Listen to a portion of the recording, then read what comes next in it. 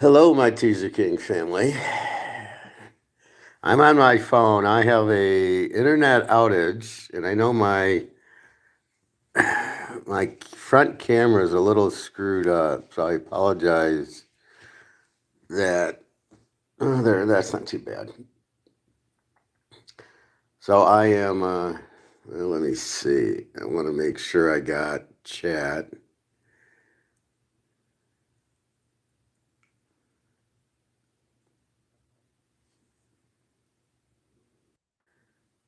Let me try this. Oh, if you're chatting, I'm hoping I'll see it on the bottom of the screen, but I don't know where to see it. Well, let's see.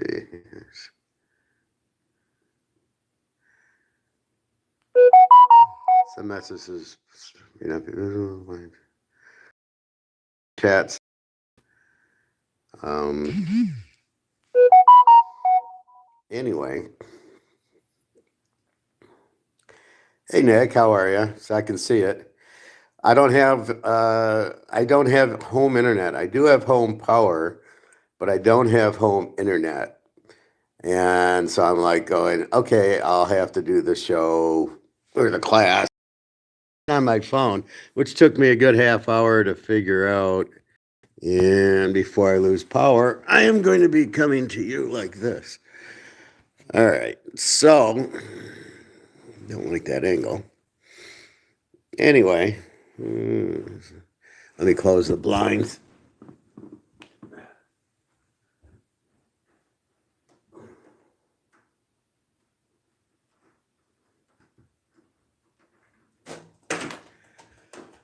All right. Sorry about that. Yeah, Nick, it's from a storm. Looks like these comments go away pretty quick.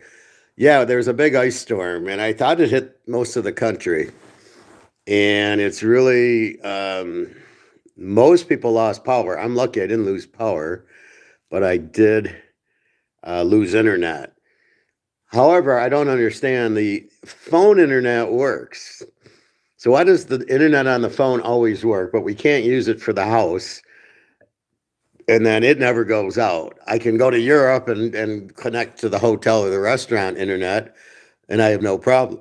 But here, my internet in the house is out, but I have this. Now I do have the power, which really led me to a quick question. So I'm storing all this meat and chicken in case anything happens. Harbo was out helping officers move trees off a street. Oh, good for him. Uh, yeah, we got real bad storms. Well, good for Harbaugh. Maybe he's recruiting. I had a tornado rip through my town the other day. Yeah, well, there was an earthquake in the earthquake in Turkey was like a seven, and then Irina said there was an earthquake in Romania which had a 4.1. She's due March 20th. She's pregnant due March 20th. So she had gotten COVID, she thought, but she tested the baby and the baby's fine. So she says I'm okay. So no, it's crazy all that's happening. We both think the world's coming to an end soon, but I don't think the elites want it to end just yet. So anyway, like I can't go swimming. The gym club is closed.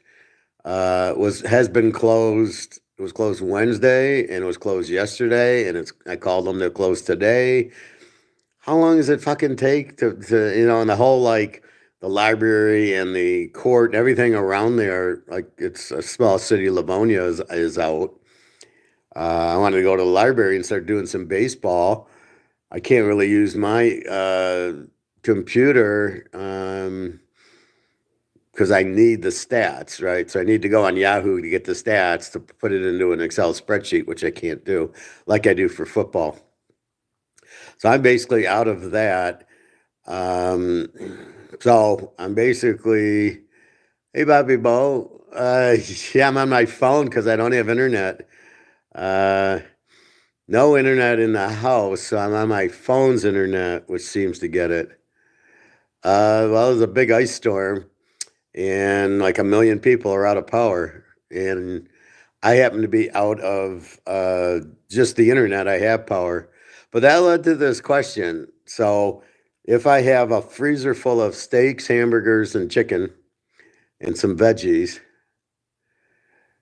yeah, well, I didn't have internet. And then today I said, fuck it, I'll try the phone. Um, what do I do? I had a thought about it. I go, well, I'm safe. I got all this food in my freezer. Prices go up. Like what's happening in Turkey, they're having hyperinflation. We're going to be fucked because hamburger is going to be $50 a pound. And that's why I'm preparing in my freezer. Then I thought, if the power goes out, I'm fucked because okay, I'll have the meat. Now the freezer's gonna thaw out. And then how do I cook it? I don't have a stove because that's electric. Okay, you're saying get a grill. Okay, well, I can make one chicken on it, but what am I going to do with the other 20 chickens that I have in the freezer? I can't cook them all. And then how do I keep them? I'd have to eat them all because my fridge won't work because I don't have electricity. So I started thinking about that. I'm going, we're all fucked. What are we gonna do? Eat Cheerios and Oreo cookies for 6 months while because we can't use our fridges or cook. So it was a very interesting dilemma I'm thinking about now. Where what do we do when if we lose electricity? It's one thing to have the inflation, but I think this is a test because I thought in Devo they were having this about, well, we're gonna take power, we're gonna take internet away or power away for a couple of days, like this is a test, and something smells here. This smells very Russian to me, or the elitist bullshit because it's gonna power won't be on till Sunday. Okay, really? Not only that, but this is the worst ice storm in 50 years in Detroit. And I thought it hit other areas of the country. How does that happen? Either it's warm and it rains or it's cold and it snows. How does it happen to rain and then the temperature goes down enough to freeze it, but it still comes out rain? How does that happen? So I'm like smelling Putin all over this. Like, 'cause I know they control the weather. I mean, that's pretty obvious, but so this has been really, like I said, I went to two grocery stores. I went and got gas yesterday just to get out of the house. I don't have internet. I can't watch. I can only watch YouTube on here. And then there's a way to put it on my TV. So I'm actually on my TV right now.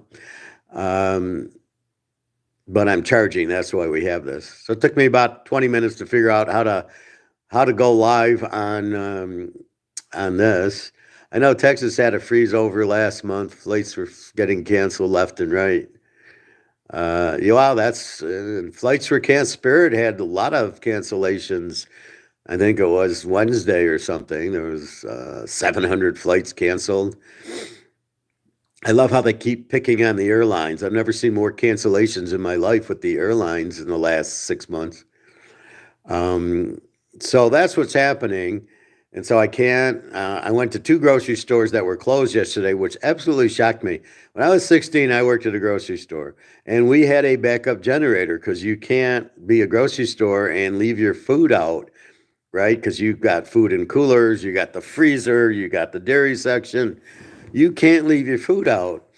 And they have a backup generator and dry ice. So when they did lose power, I remember they would put cardboard over the freezer because they had no room to really put it. And then the meat section, meat counter, and then they would put dry ice over it.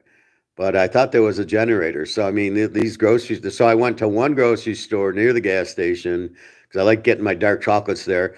They were closed.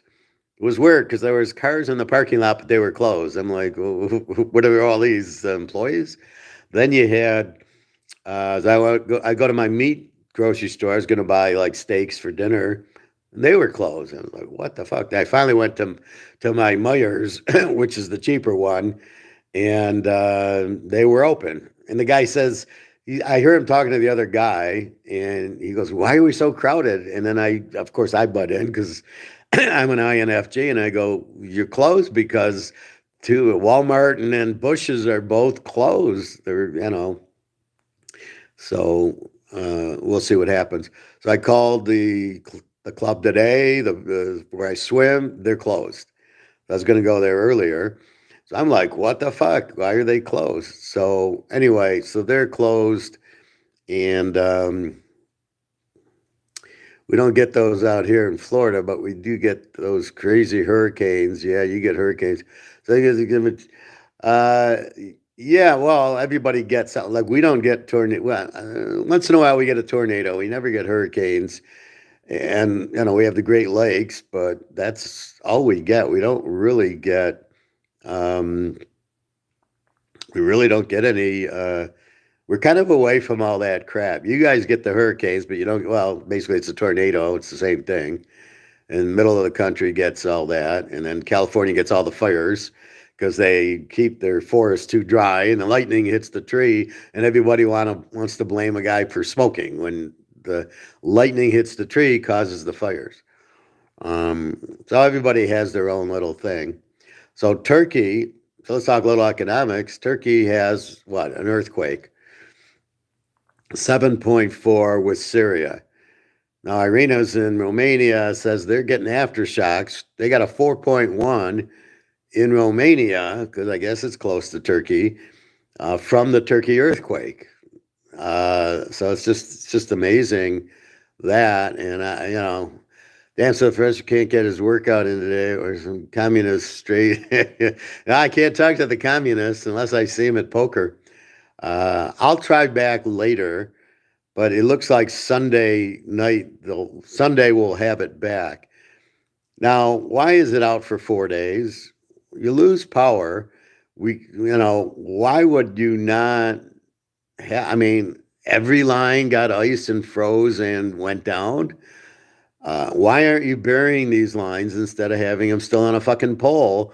Where if you bury them, you don't have to worry about this shit. So basically, what happens is the ice weighs on the line comes down or gets corrupted, and the power goes out, and they got to go line by line to fix it.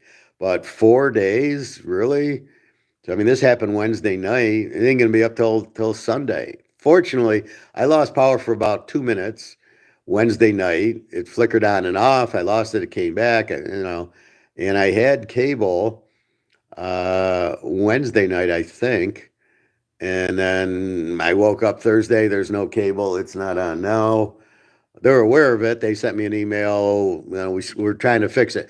I don't understand why it takes so long for the internet, the home internet, to get put on. Now, I guess it's traveling the wires, and the wires are still out, but you would think, well, see, this is the problem when you're hanging wires in this kind of weather where we're at. So, anyway, uh, that's what's going on here. So, in Turkey, they're having earthquakes. Now, let's say that's not the worst. The worst is they're having hyperinflation. What the fuck's that? You print so much money, it's worthless. This is back to Germany 1930. Hyperinflation means the money is no value. You go to the grocery store to buy a can of tuna for $10, and you go back a day later and it's $20, because basically your money has no value. And that's what I'm warning everybody about. That's why we're buying gold and silver, is the money's not going to have any value. Now, I strongly encourage you to watch our guy. It's number 111, our normal Friday guy, Andrew McGuire, on whatever the show, the one where I show you every Friday. And I can't show you on my phone. I normally will show you my phone on the laptop, but I can't go the other way. So it's number 111, and it's just him. And I said, good, thank you for just having you on. And he explains how close it is to gold and silver going through the roof. Says all these derivatives are coming out. He says Russia controls it, and it's all the war's an illusion. It's just about getting the gold out. And so he says it's very, very close, like very, very close to exploding. Uh, they'll value all the commodities in gold, not in dollars, and the dollar is just losing value, and nobody wants it. So again, it's the ugly girl in the bar who nobody wants, and that's what you're at. So look for the gold and silver to go up. Right now, it's derivative. J.P. Morgan down. again, I looked in the guy's comment section, and again, some idiot who doesn't understand it is saying, well, gold and silver doesn't have a value. There's obviously no demand for it. It's not going up. And you're like, as you do, Bobby, shake my head. It's like, what the fuck are they talking about? It's derivative price fix, like a football game. It's huge. He said there's more demand in India for silver than there is anywhere in the world, and there's more demand in India for the silver than there is silver. So India is buying gold and silver like it's hotcakes because they understand that's the out. That's why central banks are buying the gold. So what you have is um, the derivatives keeping the price down, but that can only last so long because nobody will want to take the other end. So it's like doing an option. I bet the price will go down. Well, who the fuck's gonna, keep doing that? And then somebody keeps buying it, but you're not buying any ounces. So it's getting very, very close to ending, which will now make the prices go through the roof. So I know and I see this in a lot of comments and a lot of videos. You've been saying this for three. Like I looked at one of Maloney's videos just to kind of like just to look at his topic, and again, he's clueless.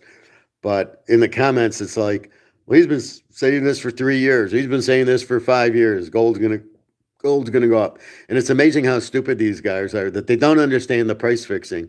It took me all of an hour to figure out why, because I asked the right question. Why isn't it going up? Oh, it's derivatives. It's price fix. Oh, it's J.P. Morgan. J.P. Morgan in the middle of all the Ponzi schemes. So that's what's happening, but the people still don't get it.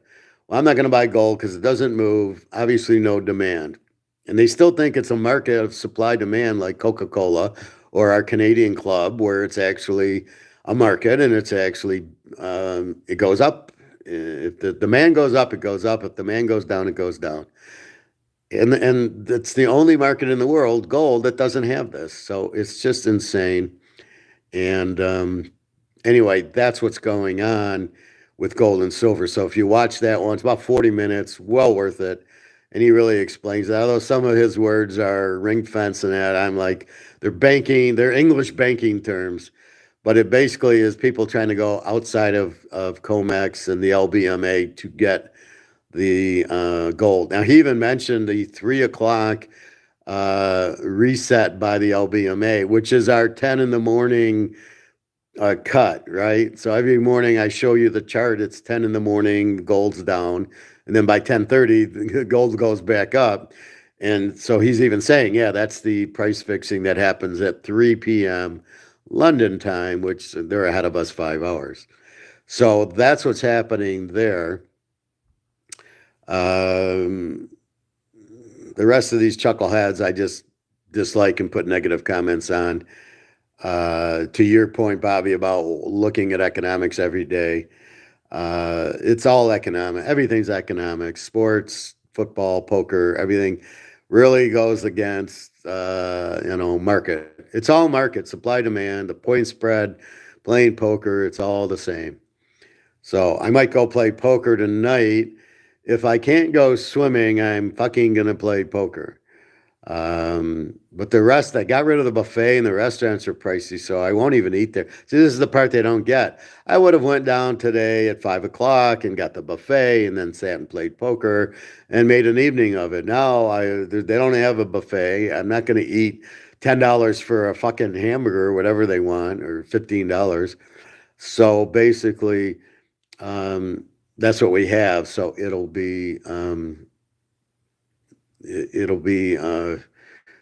I'll go see. I might go to the lake since I can't walk. It seems mild out.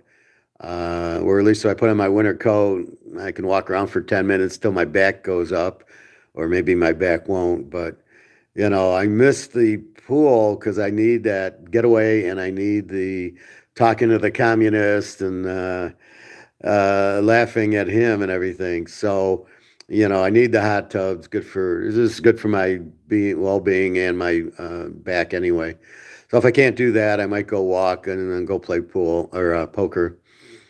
Um, Question is, I couldn't believe 2 grocery stores were closed yesterday. So Anyway, so Sunday they're saying the power should be on. Now, why are they waiting till Sunday?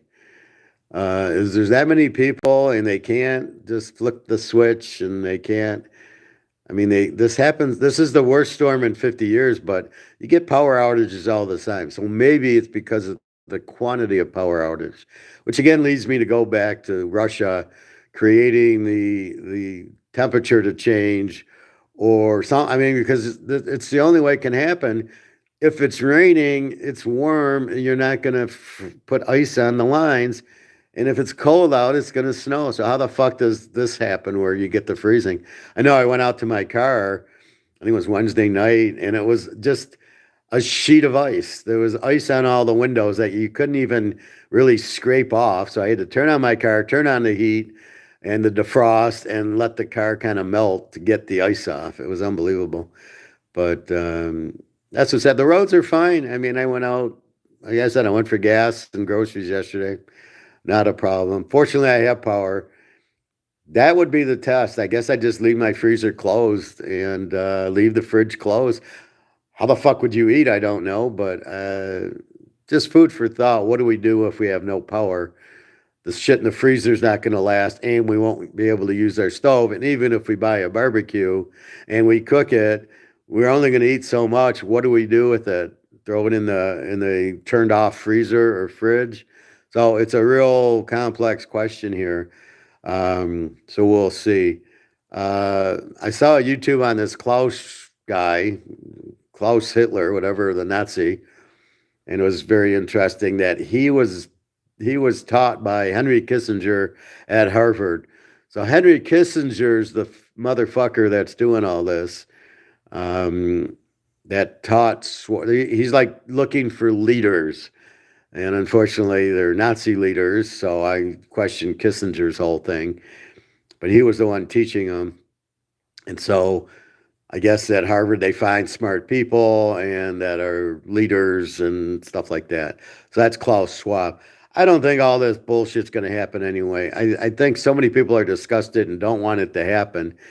And at least in America, we're all free, right? We don't, in China, they're all controlled. I get it. Russia, they're pretty much controlled. I know when I go to Russia or Ukraine, nobody will say hi. Nobody wants to talk because they're all scared of, you're going to tell the government, you're going to get me in trouble. Sort of like what's happening here. Somebody tells on you, like the girl in Alabama who tells on me, like, what the fuck? Can't you talk to me? Aren't you? So you get a lot of that in Russia where they're scared if they don't know you to talk to you because you could be KGB, which makes sense. So anyway, here we just want too much freedom.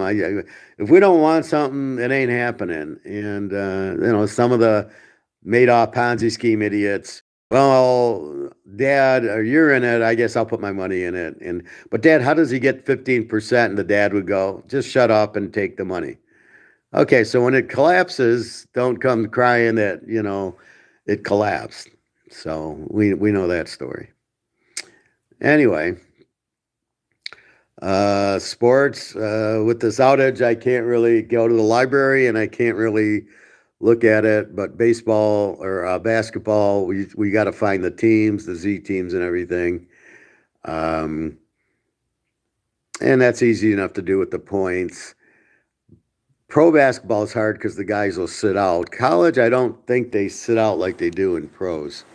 So I think the pros, LeBron, I'm going to take the day off, but I don't think that happens in college. There's too much rah-rah, Michigan State or UCLA or whatever, where they want to, these guys want to play. I mean, it's college. They want to look good for the pros. That's the thing at college. It's kind of like you got the guys by the balls where they, I won't play you. You won't get in the pros. And then they have to conform. Once then they don't care.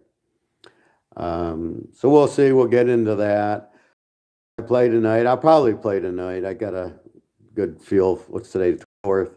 Probably better tomorrow. It's a better number. 25 is a 7. And you know how I am with 7s and 11s.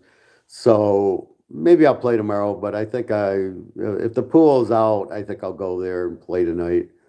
Last week, something I got caught with, I don't know, talking to somebody or somebody on the phone or somebody. Uh, I got into a conversation, and then an hour went by, and then uh, I did something else, and I got a late start. So I went to the club late. I went to get Chinese late. So it ended up where it was like, no, this is. I don't want to go at 8:30. I like getting there a little earlier, and I'll go to the sports book and watch some games. But so I'll probably play poker tonight. I feel that. Um, Outside of that, Jenna leaves Poland tomorrow. She says it's warm there. Her blood pressure's a little high, which I don't know if it's because of the mountains or she's drinking. I don't know. I don't know which one. So she's got a nice 21-hour train ride back. Uh, and I'm really worried because it looks like Russia's gonna. I don't know what's going on with this war. Russia's really gonna, attack the Ukraine, but now they got Israeli stuff in the Ukraine, the U.S. stuff in the Ukraine. Um, I guess Biden went to meet Putin. Putin must have laughed like, "You're a fucking loser." He must have just laughed at the guy. I know I would have. If I met him, I would just laugh at him. So I don't know what happened. I don't know what that was about. Why Biden has to go there or whatever, but we'll see. But so she's got to go there. So I don't know. Anyway, we'll see what happens. But it's really not. It's a war between the U.S. and Russia, and it's a bullshit war for the gold. It's really about the gold. Like every other war, it's either about the gold or the oil. So is this one. So keep that in mind.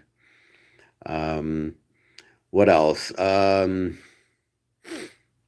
Markets, the gold. So the gold, look for the gold to go up probably within a month. But again, I don't want to say it, then, oh, it didn't. So it's very hard to get the right price because it's very hard to understand who's going to pull the trigger.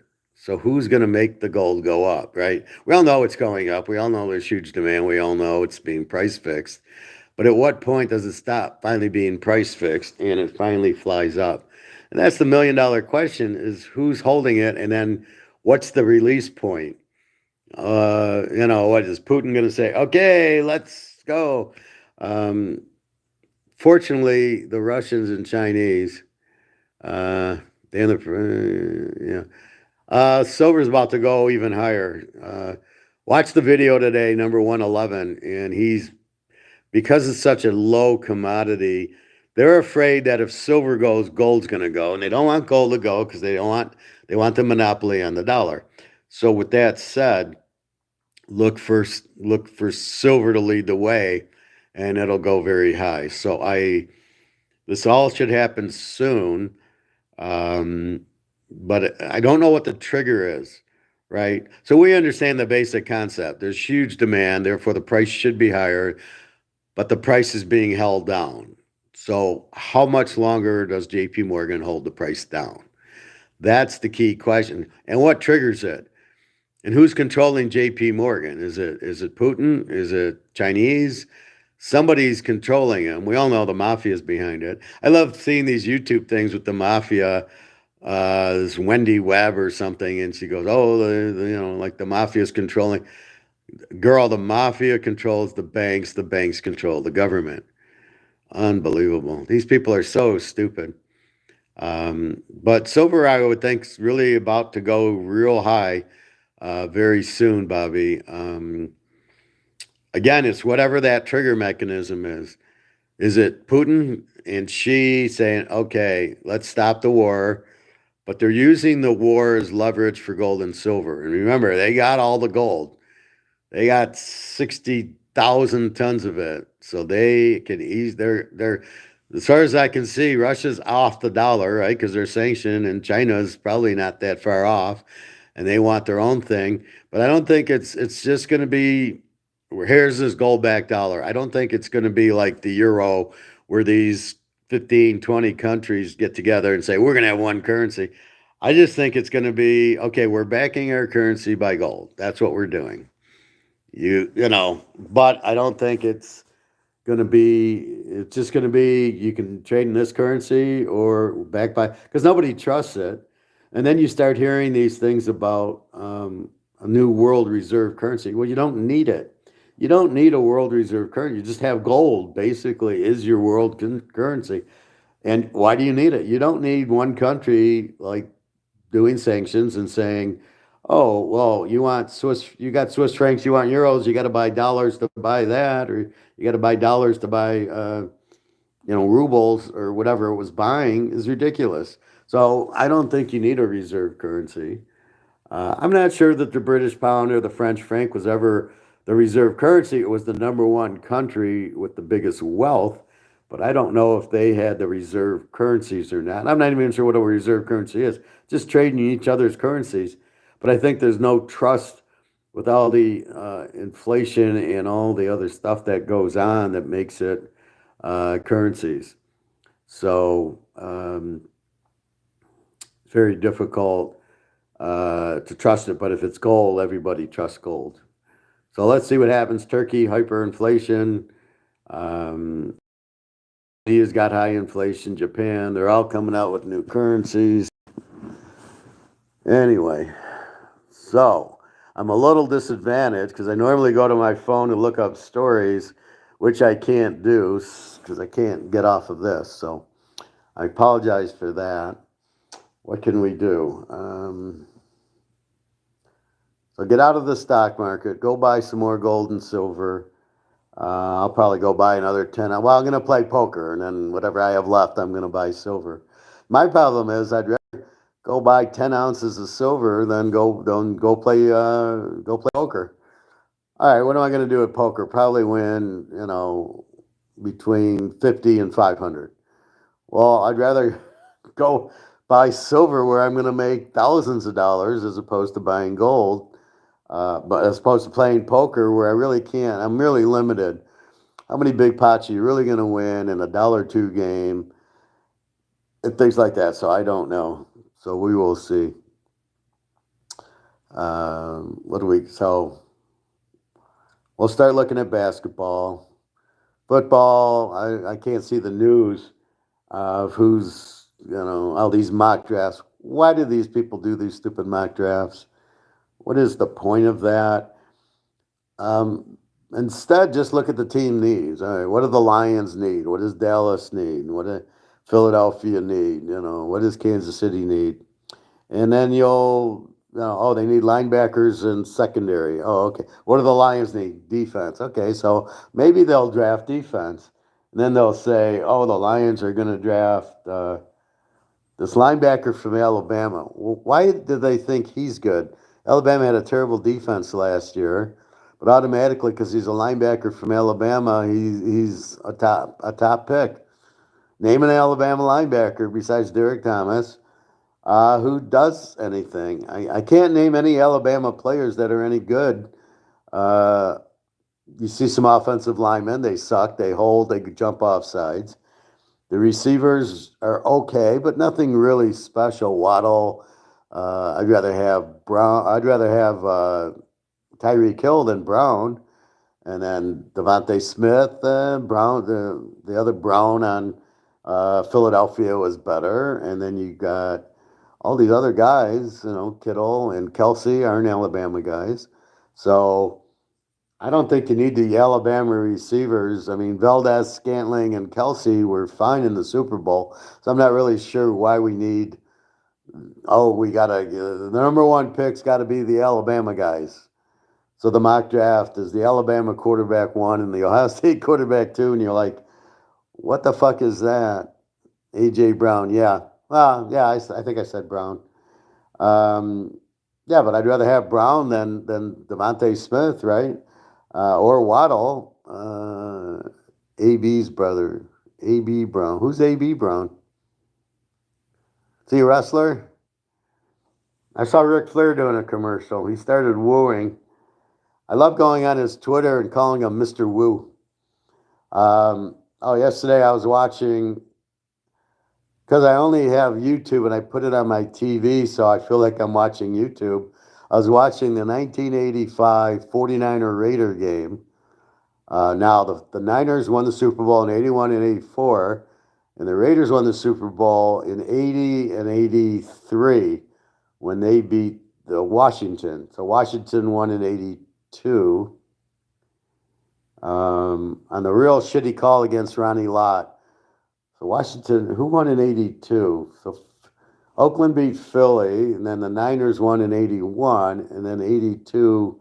Oh, yeah, Washington beats Miami, and then 83, Oakland beats Washington. Then 84, the Niners beat Miami, and then 85, the Bears beat New England. So this is 84. So the Raiders have a pretty good team. Marcus Allen, Lester Hayes, Mike Haynes, Plunkett, after winning the Super Bowl in 83. And here's the Niners win the Super Bowl in 81, 84. So from 80 to 84, the Niners won two, the Raiders won two. And so you're saying, well, who would have won in the Super Bowl if they played? It was the Niners. They beat them 27-10. And in the game, they break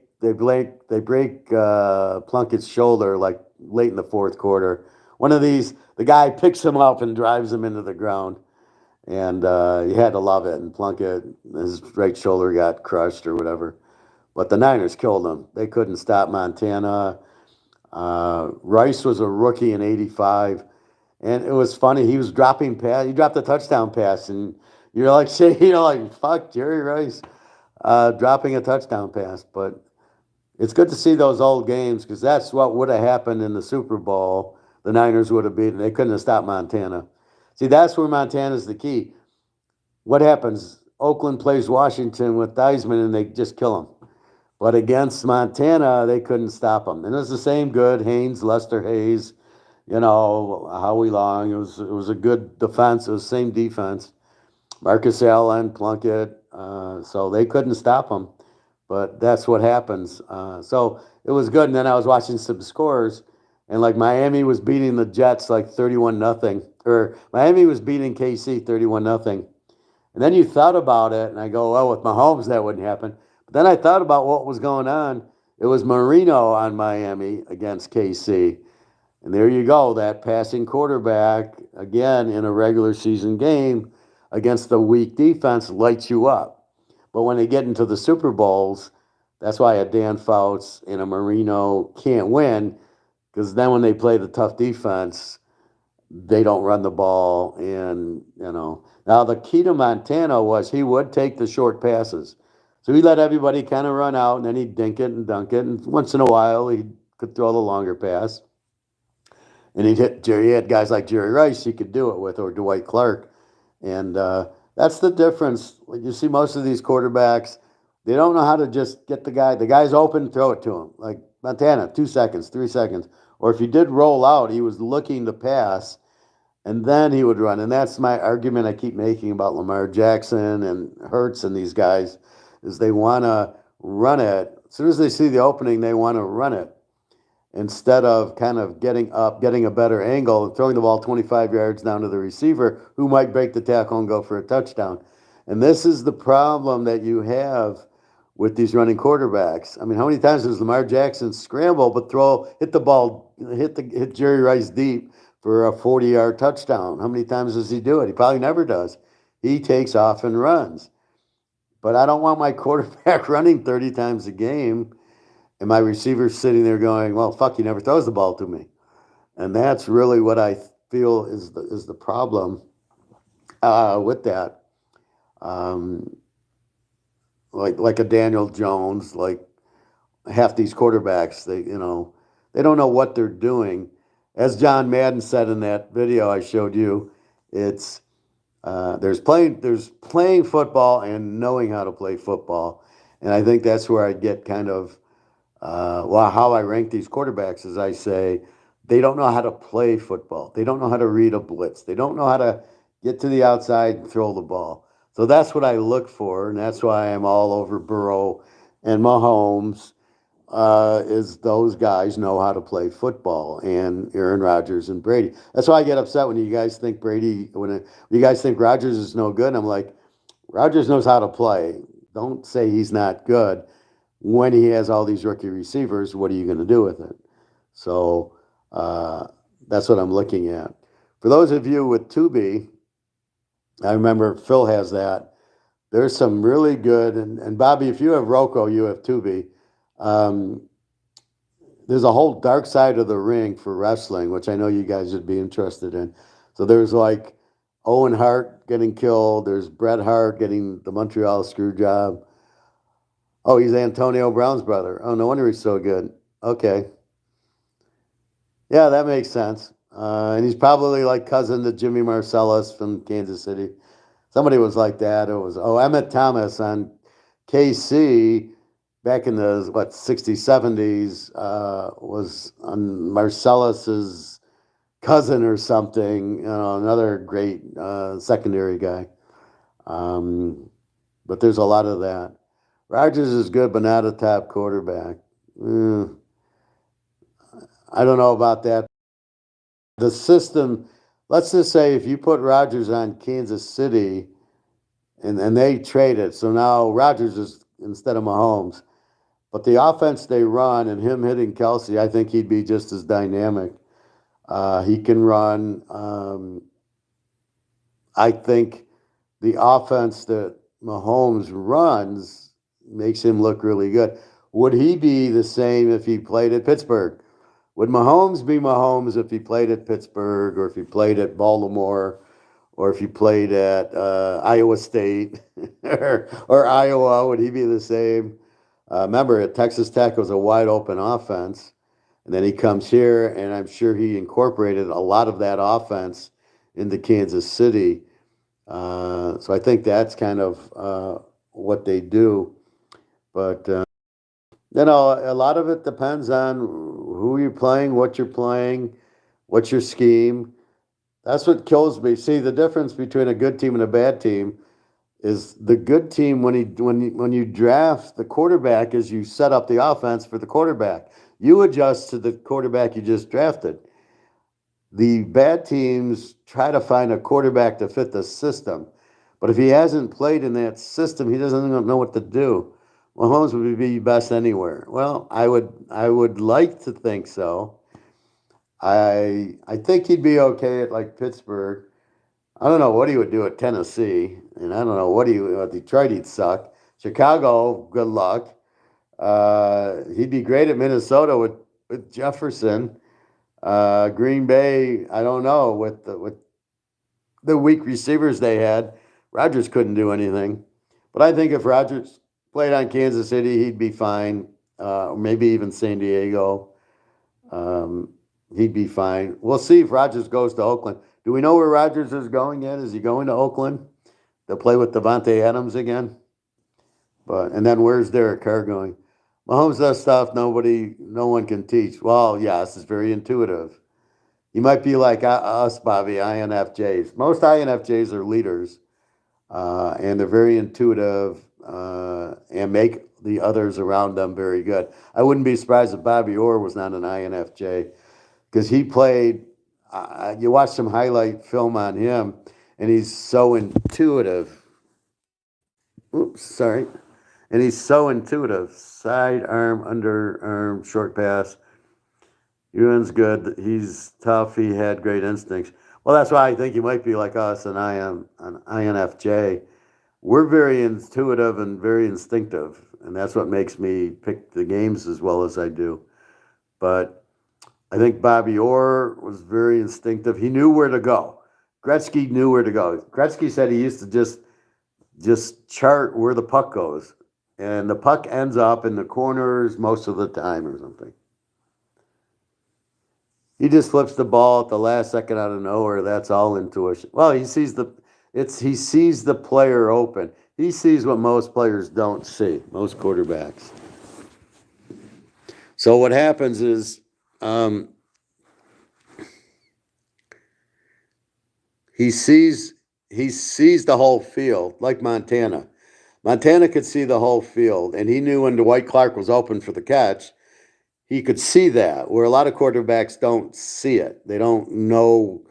That's why they run. I mean, that's why Lamar runs, because he can't see the receivers where they are, and he can't work to let them open. If you notice, Montana and Mahomes, they wait till the last second. They don't want to run unless it's a critical, like, well, thank you. Um, when did Mahomes run? He ran at 3rd and 15 late in the game. But he knew he could get the 15. But most of the time, he's not running. He's moving around in the pocket, and then he dumps it to the back, or he finds Kelsey finally gets open. He knows where everybody is, but he's not wanting to run unless it's a critical 3rd and 15. Oh, wait, I can see the big hole. I'm going to run. Same with Rodgers, same with Brady, same with Montana. Montana could run, but he wasn't. He'd rather throw the ball to Jerry Rice or John Taylor. I could see Lamar Jackson. Could you see Lamar Jackson at the end of the Cincinnati Super Bowl driving his team 93 yards? I mean, you've got to be kidding me. But Montana, and his key was he'd throw short passes. He would throw a short pass to Rice. He'd throw a short pass to Roger Craig. He threw a short pass here, a short pass there, then a 10-yard pass to Rice. And it was nickel dime down the field. They'd get out of bounds. So it's like, oh, here's a 10-yarder to Rice, gets out of bounds. Here's a 10-yarder to Roger Craig, gets out of bounds. And they just walk down the field. And then all of a sudden they're at the 20, and he hits Rice on a 20-yarder, and then they're at the 10, and then he hits John Taylor for the touchdown. I mean, I think when you hear me bitch about it, that's what I'm expecting. That's what I want my quarterback to do. And I don't see a Lamar Jackson doing that. I'm not sure I see Hurts doing that, maybe. And I see Mahomes do it all the time, and Burrow. Yeah, it's like getting annoying hearing those ESPN guys keep saying Lamar is with a max deal. Well, let them sign it, you know. Okay, he's been in the league, what, 5 years now? How many playoff games has he won? One. And that was against a terrible Tennessee team. But the proof is, does he win? And he doesn't, right? He wins during the season. He beats some crap teams because there's so many crap teams in the AFC. He's a decent quarterback, but has not shown he's a championship caliber quarterback and constantly gets injured. That's why he should be a wide receiver or running. He should be like Hines Ward or Freddie Solomon. They were quarterbacks in college, and they played receiver. Freddie Solomon was very elusive, but yet every once in a while you could run that wide receiver. You throw it to him, and he throws it downfield. I'm not sure I would use Lamar on that play where it's like a halfback option, and I give the ball to Lamar, and he runs over like he's going to run, and then he throws. I don't know he's accurate enough to do it. But that's exactly my point. When I measure, can the quarterback do that? Can he read the blitz? That's what I'm looking for. And when we get comments from some guys on here, they're almost like the same guy who don't understand gold and silver's derivative driven down, not free market where it should be. He cost me 2 parlays the past season, blowing big leads in the fourth quarter when he got injured. I know against Buffalo he must have cost you. They were up 17-0, and they won 20-17. Now, I did have Baltimore as the dog in the game, but I remember they're up 17-0. He should never lose that game. Why does he stop scoring? And that's my point. And that's why I looked at Buffalo like, you're losing to this guy, 17-0. So that tells you a lot about both teams. But that's what I measure it on. Can you do the Montana drive? Can you do the Brady? I'm going to lead you back. And even Aaron Rodgers and Drew Brees would do it. Kirk Cousins never does it. And you're not going to get that from Daniel. Any of these quarterbacks that take off and run are not good. And against Miami at home, yeah, that's pretty ridiculous. Miami, yeah. See, the key to Miami, he misses because he gets hurt, and that's because he runs, and that's my point. You cannot live with a running quarterback. He's going to get hurt because these guys want to beat the fuck out of him. Look at that injury that killed Plunkett's career. The guy in the Niners, this is the 85 game I was watching yesterday. The guy in the Niners picks him up and plants him, and he kind of, you know how you fall on the side of your shoulder or you get your hand down? He fell on his shoulder. The guy just picked him up and planted him. No penalty. And that was it. And he was done. But that's what they tried to do back then. Well, he won MVP because it's like they wanted to give it to that style and say, look at the new NFL. It's like any given Sunday where they try to make Jamie Foxx the new, oh, this is the quarterback of the future. Look at him, he can run. And it doesn't. You need the quarterback. You need Joe Montana and Brady and Mahomes. That's what you need. Burrow. That's why I'm high on Burrow. He's going to take you down and win the game normally, as Mahomes does, as Herbert should. Not Trevor Lawrence and not Hurts. I'm still out on. I haven't seen him do it. They played such a weak schedule, and all he does is this stupid. I mean, that's why he hurt his shoulder. What is this stupid? We're going to line up and quarterback sneak you for 3 yards on fourth down or at the goal line. You don't do that with your quarterback. And it's not like they're telegraphing the play. You know that's what they're going to do, right? You know, based on the formation, it's quarterback sneak. Why would you ever want to telegraph the play to the defense? You always want the defense to guess. Is it a pass? Is it a run? Is it a play action pass? Thank you very much. So that's my point. So that's what I'm looking for, right? And I see it in college with Rising and Van Dyke and Hartman. They lead the team down and win. These other quarterbacks, I question. That's why I question. Jordan Love, I question. He did it at Utah State the first year, and then the new coach came in and he looked like shit. So I don't know what you're getting. I know he was good, but he's not a first-round draft pick. That's for sure. So you really have to check, look into that. But that's what you're looking for, like Jerry Rice. He could catch the ball, you couldn't catch him. But when it was late and you needed that catch, Jerry Rice would give it to you. That's what I look for in receivers and running backs. Can he pick up the yard? Does he fumble a lot? So that's what you're looking for. On the defense, does the guy get the sack? I want a guy who gets the sacks. Not necessarily Lawrence Taylor. There's only one Lawrence Taylor in your lifetime, but San Francisco, they got 9 sacks on Plunkett in that game.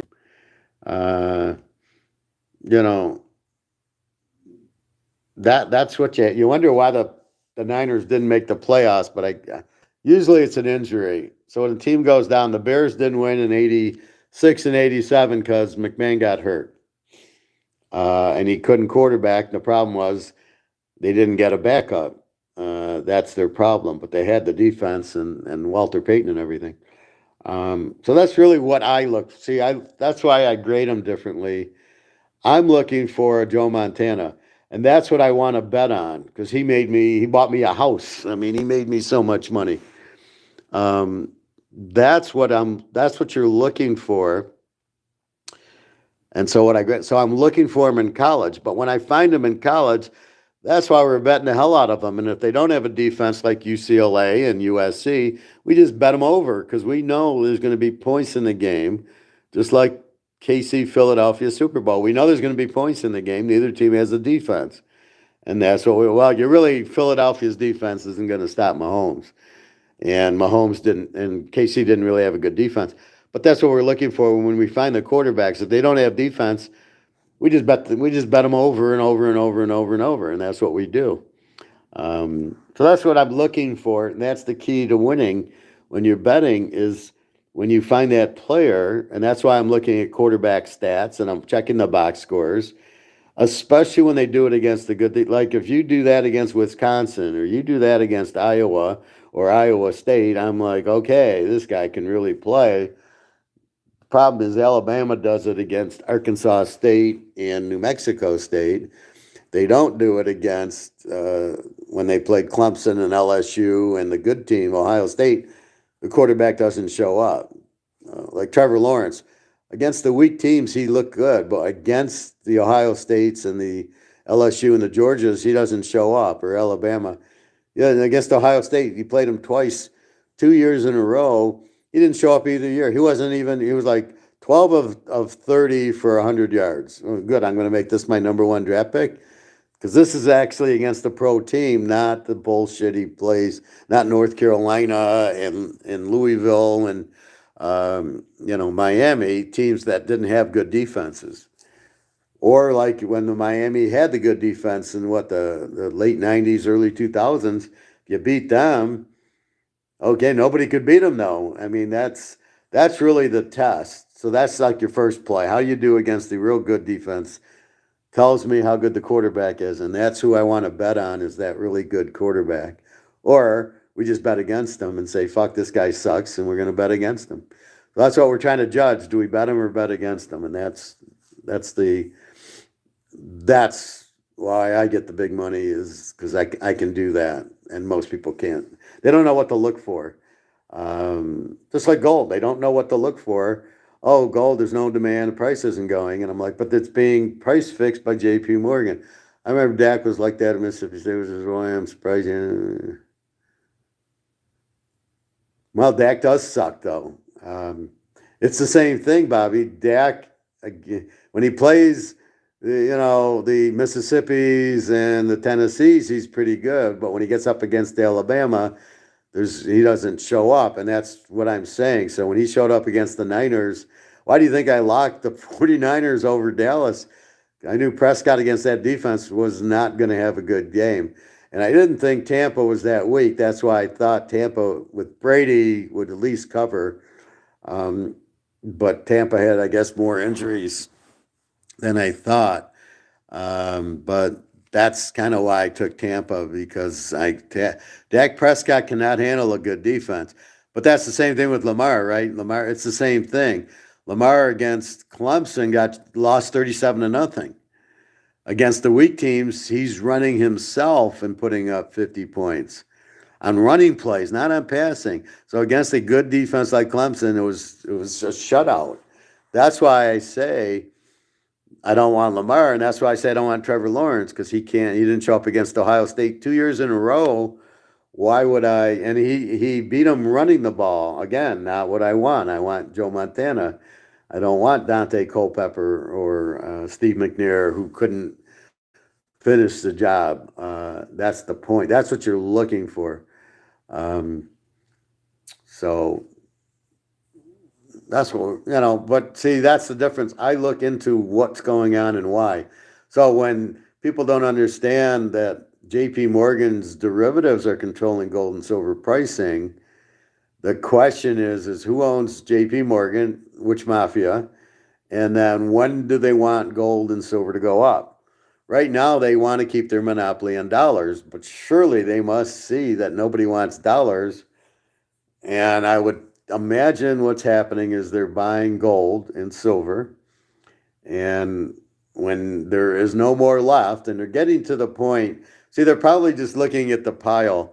So we're in the Hobbit now, and Smaug's sitting on the gold, and people are taking the gold, and the Russians come and take the gold, and the Chinese come and take the gold.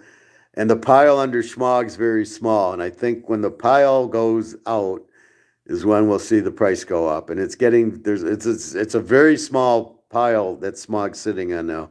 And I think that's the best way to kind of incorporate it. As long as there's still gold to buy at these low prices, they're going to keep buying it. There's no reason to stop. But or whoever's controlling it, somebody's controlling it to keep the price down, right? So Don Corleone's sitting there going, okay, J.P. Morgan, keep the price. I want to buy more. Well, we've kept it low. Well, I want to buy more. So there's no point in raising the price yet if you still got people wanting to buy it. And I think if you can understand that concept, they're keeping it low on purpose, as I showed my Canadian club. If it was $5, would you buy it? Of course. But again, it's a $50 bottle. See, that's the trick to gold. We don't know it's 50,000. We think it's 50,000 an ounce, but we don't know it. So the 2,000 an ounce is what you're looking at because you haven't seen the 50,000 an ounce. That was my analysis the other day when I said, well, gold at, uh, the Michael Jordan rookie card, right? It's 1,500,000. Would you buy it for $25? Well, you would if you knew it was 1,500,000. Well, what if you didn't know it was 1,500,000? Would you spend $200 on it? You'd be like, well, okay. But if you know it's 1,500,000, of course you'd buy it for two. So that's really the thing with gold. We have to assume it's 50,000 ish, roughly, a lot more than 2 grand. Let's say it's 30 grand, let's say it's 40 grand. Let's say gold's 1,000, maybe 2,000, maybe five. But let's say it's 1,000. We're pretty confident on that figure because, well, it hasn't gone anywhere in 50 years. Well, it's been price fixed since the early 70s by the mafia, J.P. Morgan. So if we understand that part, we simply then, well, the highest it's ever been is $50 an ounce, but we know, but that's never been the supply demand. Jordan rookie card, 1,500,000. That's what the price is. So we have to have faith and understand that that's really where we feel the price is, $1,000 an ounce, maybe two. We've just printed $10 trillion, so I would imagine it's where it might have been 1,000. It's going to be 3 or 4,000 because it's priced in dollars. Now I'm waiting for it to not be priced in dollars. Once it's not priced in dollars, man, we'll be buying houses with it. Uh, See, it's going to be fucked because you won't know what to value anything. Well, I'll come out with a new currency and they'll figure it out. That's the beauty of it. But our guy today on 111, Andrew McGuire, said he's going to explain why the CDBCs won't work either.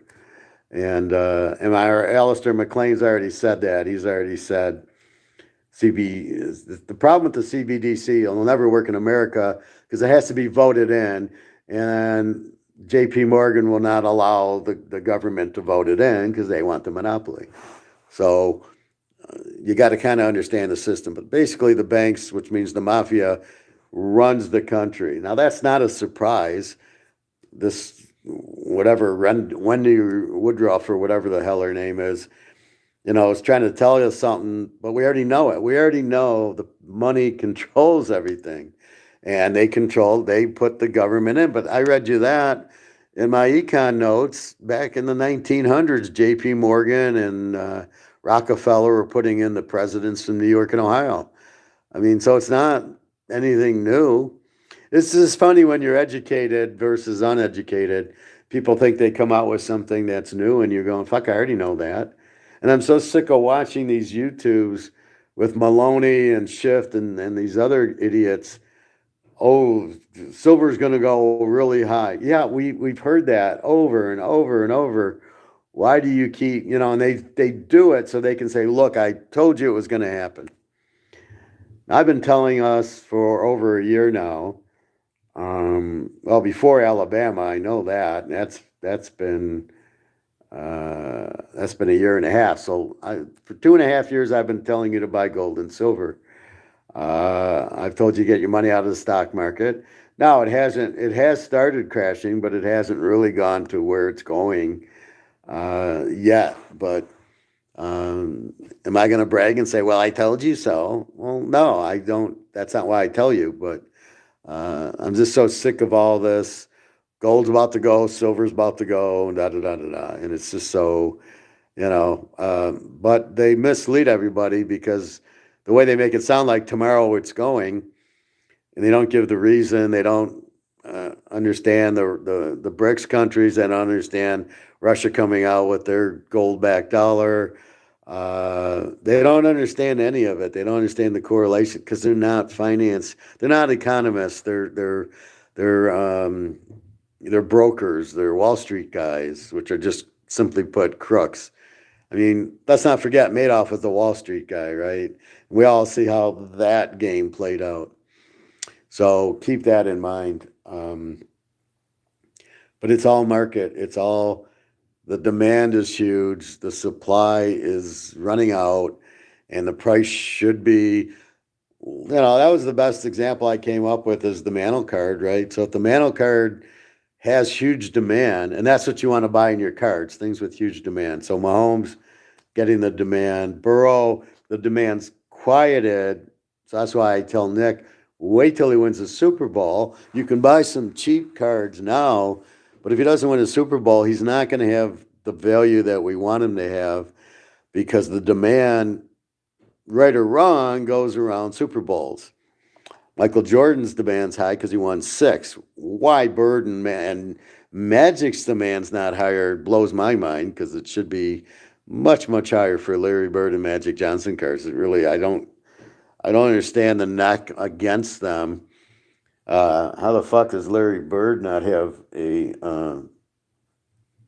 not have a big value, all his regular cards? Anyways, so that's what you're looking for. So it's a real tough question. If we know gold's 50,000, everybody and their mother would be buying it at 2,000, which kind of leads us back to the path of, so what do I say? Buy things with huge demand, the price has to go up. So the Jordan card's $1.5 million. So you get the Jordan card for 200, would you buy it? If I know it's $1.5 million. But if I don't, then I have to say, is there huge demand? Yes, for Jordan there is. So then I would buy it for 200. Is there huge demand for gold and silver? Yes, there is huge, huge demand because all the central banks are buying it and everybody realizes that they need it to survive. And all the banks fully understand their paper money is a piece of crap, toilet paper, and that they need physical gold and silver. They realize this. They know that's what they need to do. So therefore, that's why they're buying it hand over fist. That's why Russia and China, we can say what we want, how evil they are, but they're not idiots. They have all the gold because they know that's going to save them and protect them. And that's, now they've bought it all, now they want the price to go up. And their mafia is stronger than our mafia, if their mafia isn't the one controlling us. So that's really where we're at. So as long as there's huge demand for gold and silver, now that's where we got to take the question. Do we believe there is? And what we can see is, yes, it's huge. And we see exactly how much gold's out there because they've been buying this shit for months and it's still, it's still being derivative held down.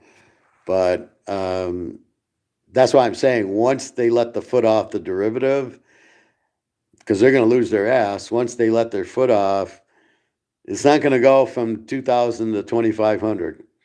It's going to go from 2,000 to, I think, minimum 10, probably 20. That's what I think will happen. It's just going to go. And that's still nowhere near where the price is. So if we can match demand to price, if you could get a Mantle card for $100, would you get it? Absolutely.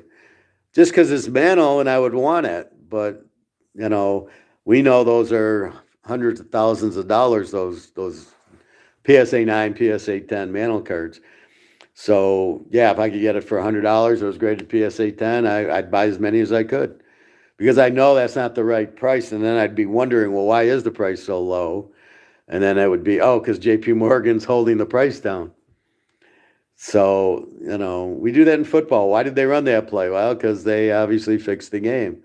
So you can see what's happening. They're clearly holding the price down because why? Well, A, JP Morgan doesn't want the competition. B, whoever's buying it, Russia, China, and India, want to keep buying it at this price because they know it's worth a lot more.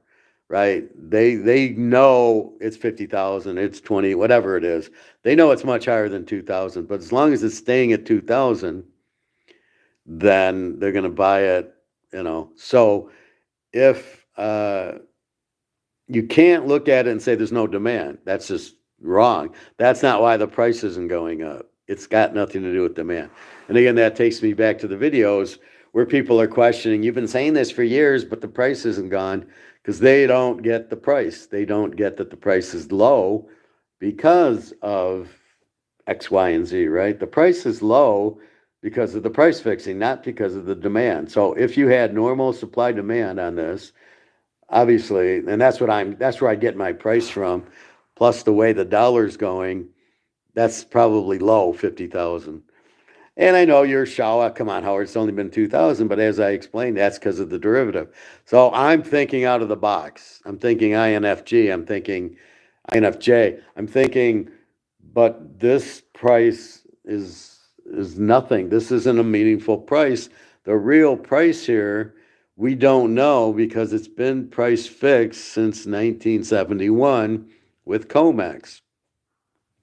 So because it's been price fixed, then we don't. I don't know if it was price fixed at first. I think it went up to from 35 to 805, and then I think they put in COMEX, but um, again, it's priced in dollars. And today, Andrew McGuire goes, well, it should be the other way around. Dollars should be priced in gold, not gold in dollars. And that's really the problem, right? You're pricing gold in dollars, but you're not letting the price go to the value of the dollar. And that's really what the problem is. Um, so we will see, but that's really what it is. The demand is huge. Once they lay off of the price fixing, it'll go much higher. But so really that's the key to the demand. It's always the key. Like the Bobby Bow tennis shoe, is there demand for it? If I make it, can I sell it? People want it, and that's my bitch about electric cars. Nobody, I'm not aware that there's huge demand for it, and I don't know why there would be. We'll save the planet. Yeah, okay, sure we will. Yeah, it's a planet. I don't think electric cars or gas cars is gonna really bother the planet. This huge planet we're living on, which is so weird because we don't even realize we're on a planet. We go to the car, we drive, we go walk, we go work out. Do I realize I'm on a planet? No, I don't know. I'm just on land. It's funny, but it's kind of weird the way that works out. But anyway, so that's the key to the gold and silver. It's the key to the question. If it was the real price, would the demand still be high? And I don't think the demand would be as high, but the demand's huge because it's 2000 and everybody knows it's worth a lot more, right? You can't quantify the price like you can't quantify the Jordan. What's the price of the Jordan? Well, I don't know. It depends on the auction. It's around 1,500,000. It could be 1,200,000. It could be 1,700,000. It's going to vary, and we understand that. But that's the key to it. We approximately know the Jordan price or the Tom Brady rookie prices, right? We see a card for $100,000. Well, it's around there, and that's and then it fluctuates, and that's what gold's going to do. But we know it's a lot higher than 2000, and that's all. That's all we can understand. We don't know what's going to cause the trigger. We believe it's Putin and China. We believe those are the two that are going to hit the button and go, gold, time to go up, and let it run. And they're going to tell J.P. Morgan, hands off the derivatives, if it even matters, if they can even control it. But I don't think they can. So really, that's what we're waiting for. But we're fighting the monopoly by Morgan, and we're fighting the people that want to buy it at $2,000 an ounce are like, this is great. Let's buy it at 2,000. Keep the price down. So that's what we're fighting. But we're not fighting the market. It's not like there's no demand for gold. And believe me, Bobby, the demand for silver is much higher. And just because of the price. I mean, if you think 2,000 is low for gold, 25 is pretty fucking low for silver. I mean, that's why I just keep buying it. I just keep buying it and buying it and buying it because it's at $25. It's ridiculous. I'll go to lunch. It's $25. I get my Chinese. My Chinese cost me $18 now for General Chow and an egg roll because they raised the General Chow to $14. $2 egg roll is $16. Add tax $17. I give her $1 for tip, even though it's a carryout. And we're at $18 for my Chinese, and it's well worth it. But I'm just saying, $18 for Chinese, $25 for silver. I don't know. I think what I'm going to do, since I can't go swim, I'll probably go to the casino tonight, and if I win a couple hundred, then I'll go to the silver store tomorrow. But it's weird how that works. it's almost like I don't want to risk a lot at poker because I'd rather buy the silver because I know the silver is 2,000 an ounce and I'm getting it for 25. So in my mind, I can't come close to making the return on investment percentage wise that I can on silver with no risk. And this is what I keep saying to these little companies. Why the fuck are you in business? Just go buy gold and silver. So you can do far better putting $1 million in gold and silver than you could ever do buying a company. Do I think savings account is BS? In what way, Bobby? Um, that leads us to this question, Bobby. So there's a thing called the buyout, or yeah, so the bailout. So what happens is the Federal Reserve bails out like Wells Fargo, right? If Wells Fargo is going bankrupt, the whole point of the central bank, because it's all a Ponzi scheme, is to bail them out. Oh, they need money. The timing's off. They don't have money. People want their deposits. Sounds like Madoff, right? And then so the Federal Reserve, the central bank, will give them money to keep them solvent. And what they're thinking of doing now, instead of a bailout, is a bail-in, which means take all your customers' money and just steal it.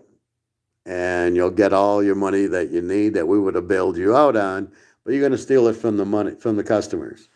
That's their thought process. Now, why they're not going to bail them out is because they don't have any money to. It's all gone. It's all inflated, and it's all with these huge interest rates.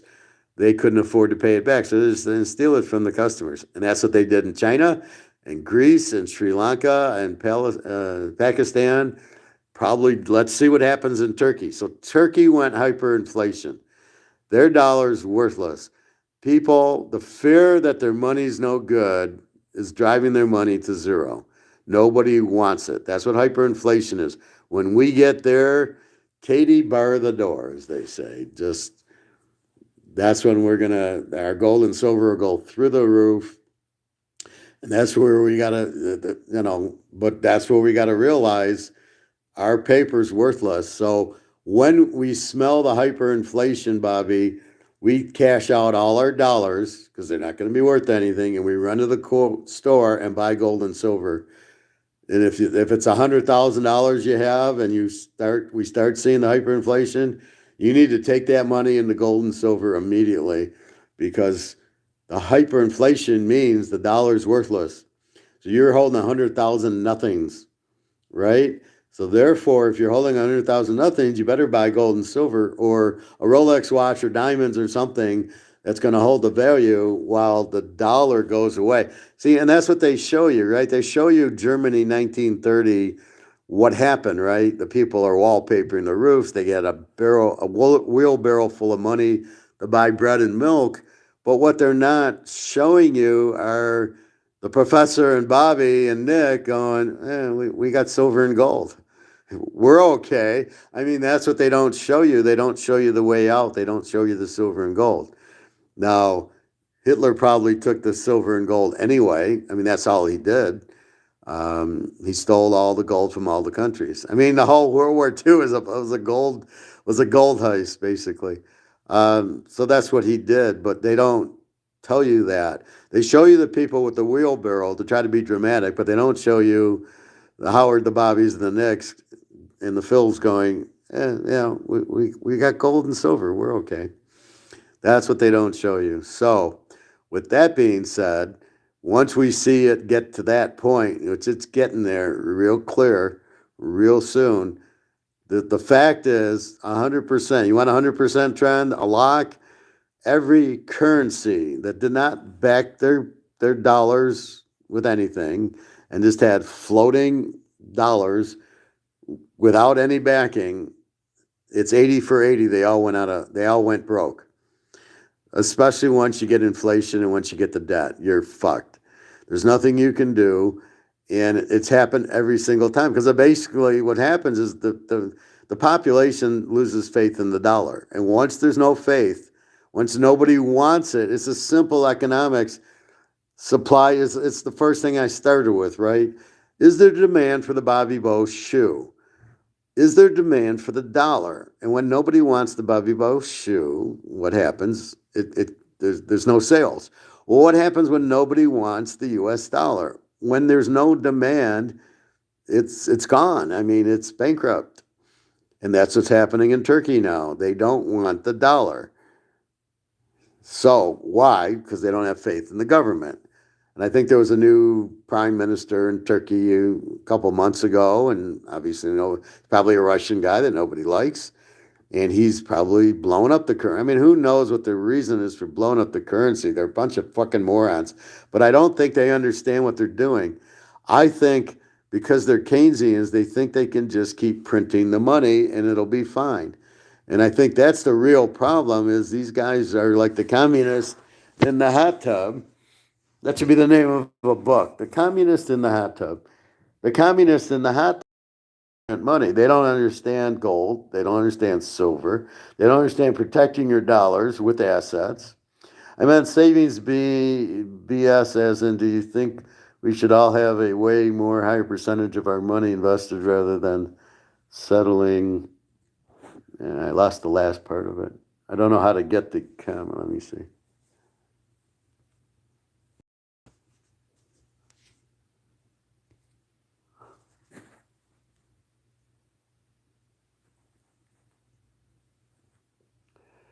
I meant savings being as have a way more higher percentage of our money invested rather than sitting in savings. Like, well, the the reason people saved in the bank was of the depression. So they trusted, so the stock market collapsed, which it really didn't. It was all inflation. And so everybody put their money into, what inflation does is you're looking for a place to put your money. The dollar's losing value, but they're all ignorant. They don't get it. So what do? Well, if my money's like now, the money value, what do you do with it? Well, you can put it in stocks, bonds, gold, baseball cards. You put it into an asset. But bonds isn't a place to go because you're losing money because inflation's 15% and the bond's going to give you 3. Why would you lose 12% on your money automatically? That's a stupid move. Stocks, you think are going to go up because you don't have a clue what makes them go up and down, which isn't going to happen. If stocks isn't the place to put it, then you need to put it in an asset. That's why people go, I'll buy real estate. I'll buy a house. I'll buy a farm. You know how to farm? No. Why would I buy land? I don't know what to do with it. It's just going to fucking sit there. And what if I don't have energy? What's the difference? I won't be able to store my food or cook my food. What am I going to do? I'll kill the chicken, and then where am I going to put it if my fridge doesn't work or my oven doesn't work? So that's really the problem. So it's where do I put my money? Now, you want some of your money to pay your bills in the bank because you don't want to keep buying gold and silver, then keep selling the gold and silver to get the money to pay your bills. So you leave a chunk of it out there, a couple months worth, depending if you're working, getting income or you're not. So you leave a few months of bills in the bank. That way, if there is a bank run or the bank steals your money, they're really not getting that much. Like for me, most of my money is in my safe and in gold and silver. So you're not getting a lot from me if they steal it from the bank. I only have, I don't even know what I got now. I probably have about $1,000 in my bank until I get my next Social Security check the second Wednesday in March. But hopefully I'll get back to work and then I can really pound it and get more gold and silver. But what's happening? So that's the thing. So you don't want a lot in the bank because you don't get a lot of savings. The interest rate's low, so you're not really making money. It's not a good investment, the savings account in the bank, which I think is your question, Bobby. So why would you put back in the 60s and 70s with our parents growing up, it was the place to go as insure. Why is there FDIC? so they insure it. If we ever have to depend on the insurance, we're all fucked, right? If all the banks go out you're waiting for FDIC, they won't be able to print the money. It's not like they have the money sitting in a pile somewhere. Basically, want the money to grow. Well, where's the best place to put it? Stock market, but in a normal time, which is not now. So you don't want to be in stocks. Bitcoin, we don't know what it is. So you find an asset, and that's what it is. So if you buy gold and silver, the reason you like it is because it's so undervalued that we know, all right, to a $25 silver we know is at least $1,000. And believe me, it'll be much higher.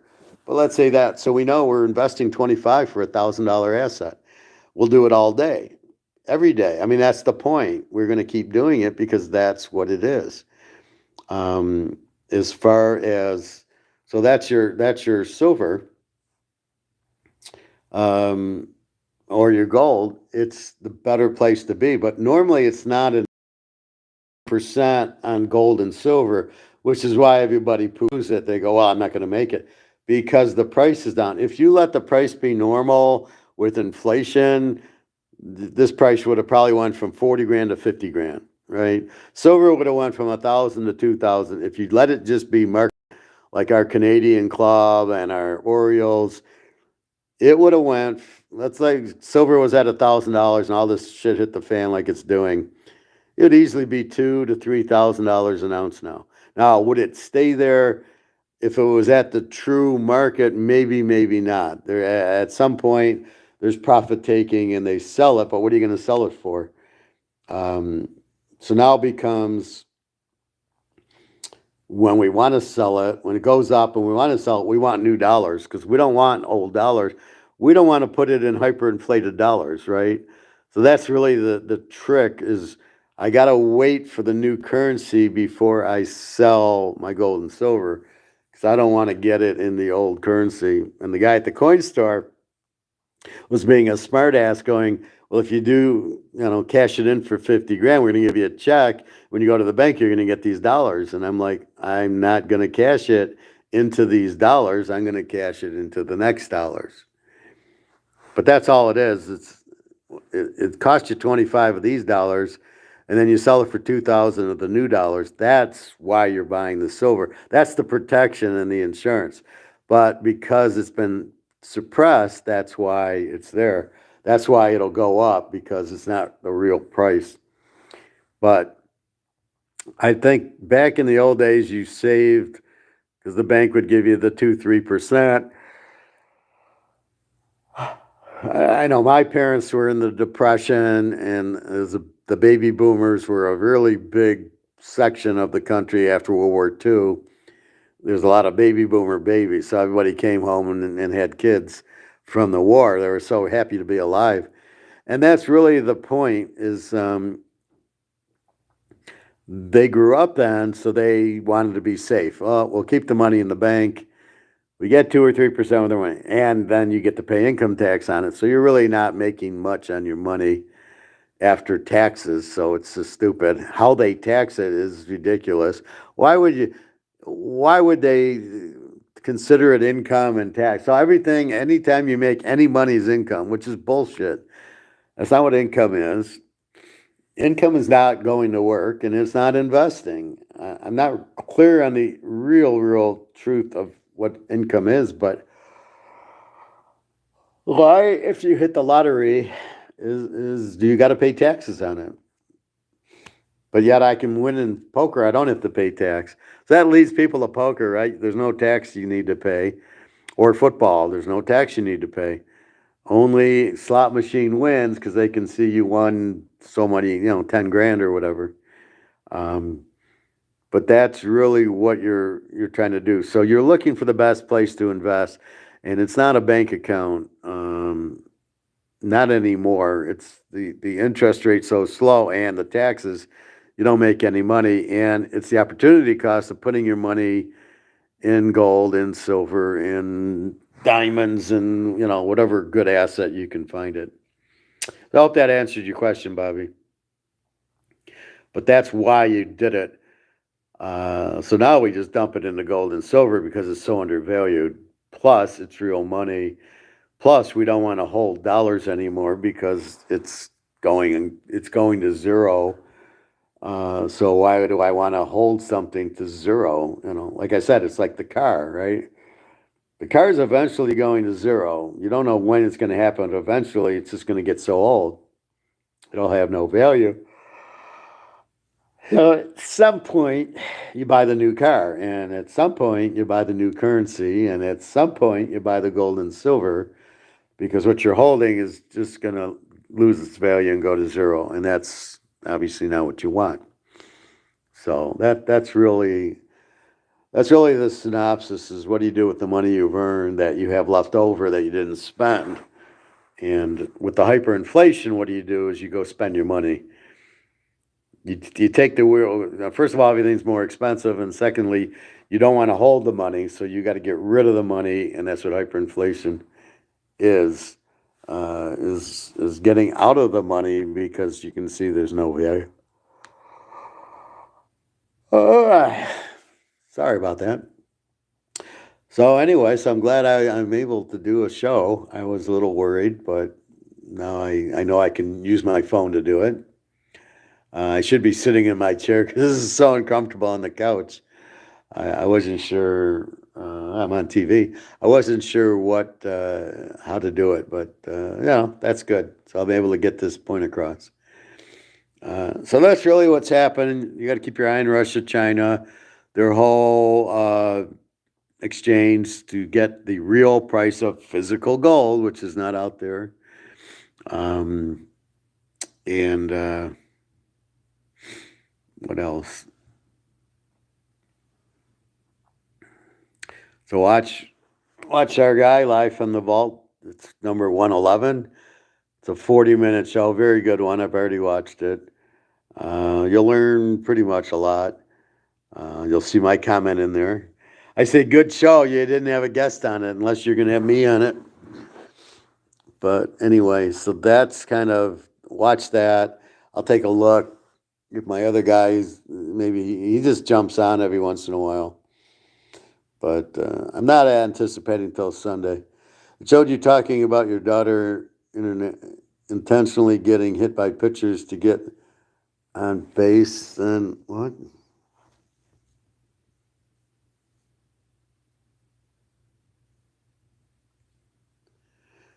It showed you talking about your daughter intentionally getting hit by pitches to get on base, then stealing second.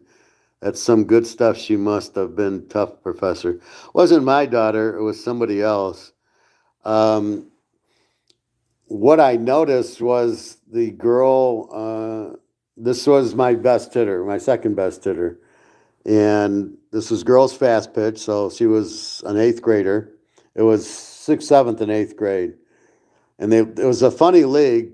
It was a league that had slow pitch for it went to fast pitch. And my oldest daughter really wasn't into it because she's like, I'm having fun with the slow pitch. I just want to have the league. And some of them were like travel teams, and some of them were really, really hyper about it. And I just let my daughter go, like whatever she wanted. So my daughter was like, Dad, I just want to have fun. I said, just go have fun then. But she didn't really love the fast pitch. But anyway, so nobody would manage, so I made a team. And I know my baseball really well. I'm really smart strategy. My girls would run. They would steal second 100% of the time on the first. I would just send them like there's no way the pitcher. The key was the pitcher can't throw it fast enough. Not that the catcher. Now some of the catchers were okay, but it was mostly the pitcher doesn't can't pitch fast enough. And then, you need a pitcher that throws like 60 miles an hour, and then you got to have a catcher with the cannon arm, and you never had both. So either the pitcher didn't throw fast enough, or the catcher couldn't throw it fast enough, or you had a real fast runner. So I had two real fast runners. So I would just, if they were on, it was just, I would tell the next batter, they're going to steal the first pitch. I wouldn't even say, look at the signal. I'd say, just run. They're not going to throw you out. And so anyway, this first hitter she'd stick her leg out with this padding on. She had this, like if you see a football player wear this pad from his, covers his whole arm, right? This real thick pad. She had it on her leg, and she would just, anything close to her leg, she'd stick the leg out, it would hit. She'd go to first. And at first I thought, man, the pitchers are bad. And then I started realizing she's doing it on purpose. This was the father's strategy, not my strategy. I wanted her to hit. I didn't really want her to get walked and then steal second. She was very fast, so she could easily steal second. But I kept wondering, now it probably isn't a bad strategy with nobody on. But you got first and third. I don't want you getting hit. I need you to drive in the run. And that's what we would do. So my first two batters were just lethal, super fast and really strong hitters. But yeah, I mean, that's what I did. I would be very aggressive, girls fast pitch. I just had to get my problem was I didn't have a catcher who could throw the ball. So my catcher could catch, but she threw it like a girl instead of like a boy. Most of the girls threw like boys. She didn't. So she threw the ball in the center field. So I remember having an argument with her dad. I told her stop throwing because you can't throw the ball to second base. What's the point of making the throw? Just let it go and just throw it back to the pitcher, and we'll let him steal second, and that's it. Maybe you can throw him out at third. But because you kept throwing the ball in the center field, which would then let the girl go all the way to third, sometimes score on a stolen base. And I'm like, that's just, if you don't throw it, they're at second. If you throw it, they're at third or home. So stop throwing. And the dad got all upset. And I go, you can't throw. What do you want? What do you want from me? I got screwed because I didn't know the girls. And it was a draft. Instead of just putting one, see, what they should have done is just assign, we know there's these girls can catch. So I'll just assign them to a team is what they should have done. So I'm drafting. So I said, well, let me see the positions of girls that can catch. So I took two catchers, and it was like, oh, no, they caught in slow pitch. Well, hardly what I was looking for when I said, tell me catchers that can catch fast pitch, obviously. So I didn't have a catcher. I had a decent pitcher I worked with and taught her the pitches and stuff like that and how to rotate the arm. It's all opening up the shoulder to make the circle to throw the pitch. And most girls they don't want to open the circle. So what I'm saying is, I don't know if you can see it. So you open your shoulder and then you go and you snap it at your hip. But most girls just want to throw it straight. They don't want to open the shoulder up. So I would teach pitching based on being the professor I am, going, okay, how do you pitch? And then realizing that was the key, was opening the shoulder up. Sort of like batting, you open your shoulder, you close your shoulder. I mean, that's the key to a lot of bowling, everything, basketball. I mean, everything you do is open shoulder, closed shoulder, and timing. So I taught it, and a lot of the girls I taught, everybody on my team who wanted to learn. And it's all snapping at the hip. If you snap it too soon, it goes in the ground. If you snap it too late, it goes to China. It goes really high. So you have to snap it at the belt, and that's really it.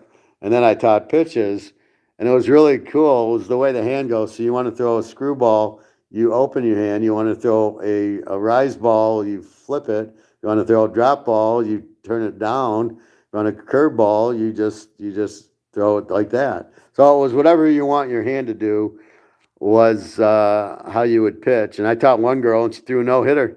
She says, I says, how you do? I said, how you doing? And she said, oh, I just threw a no-hitter. Thanks to you. I knew I knew the pitches you gave me. Because she couldn't understand it because she was just throwing it hard, but she didn't know her pitches. And then once I gave her the pitches, she was a very strong pitcher. But anyway, I disagreed with the league. The league should have, first of all, it's the league. It's kind of, you got to do it backwards. How many teams do we have? 10. Do we have 10 pitchers and 10 catchers to have this league? And if we only have 8 pitchers and 8 catchers and we want to be competitive, we should only have 8 teams. we can't have 10 teams if we don't have 10 catchers or if we don't have 10 pitchers. So there was a couple of weak teams because they didn't have pitchers or catchers.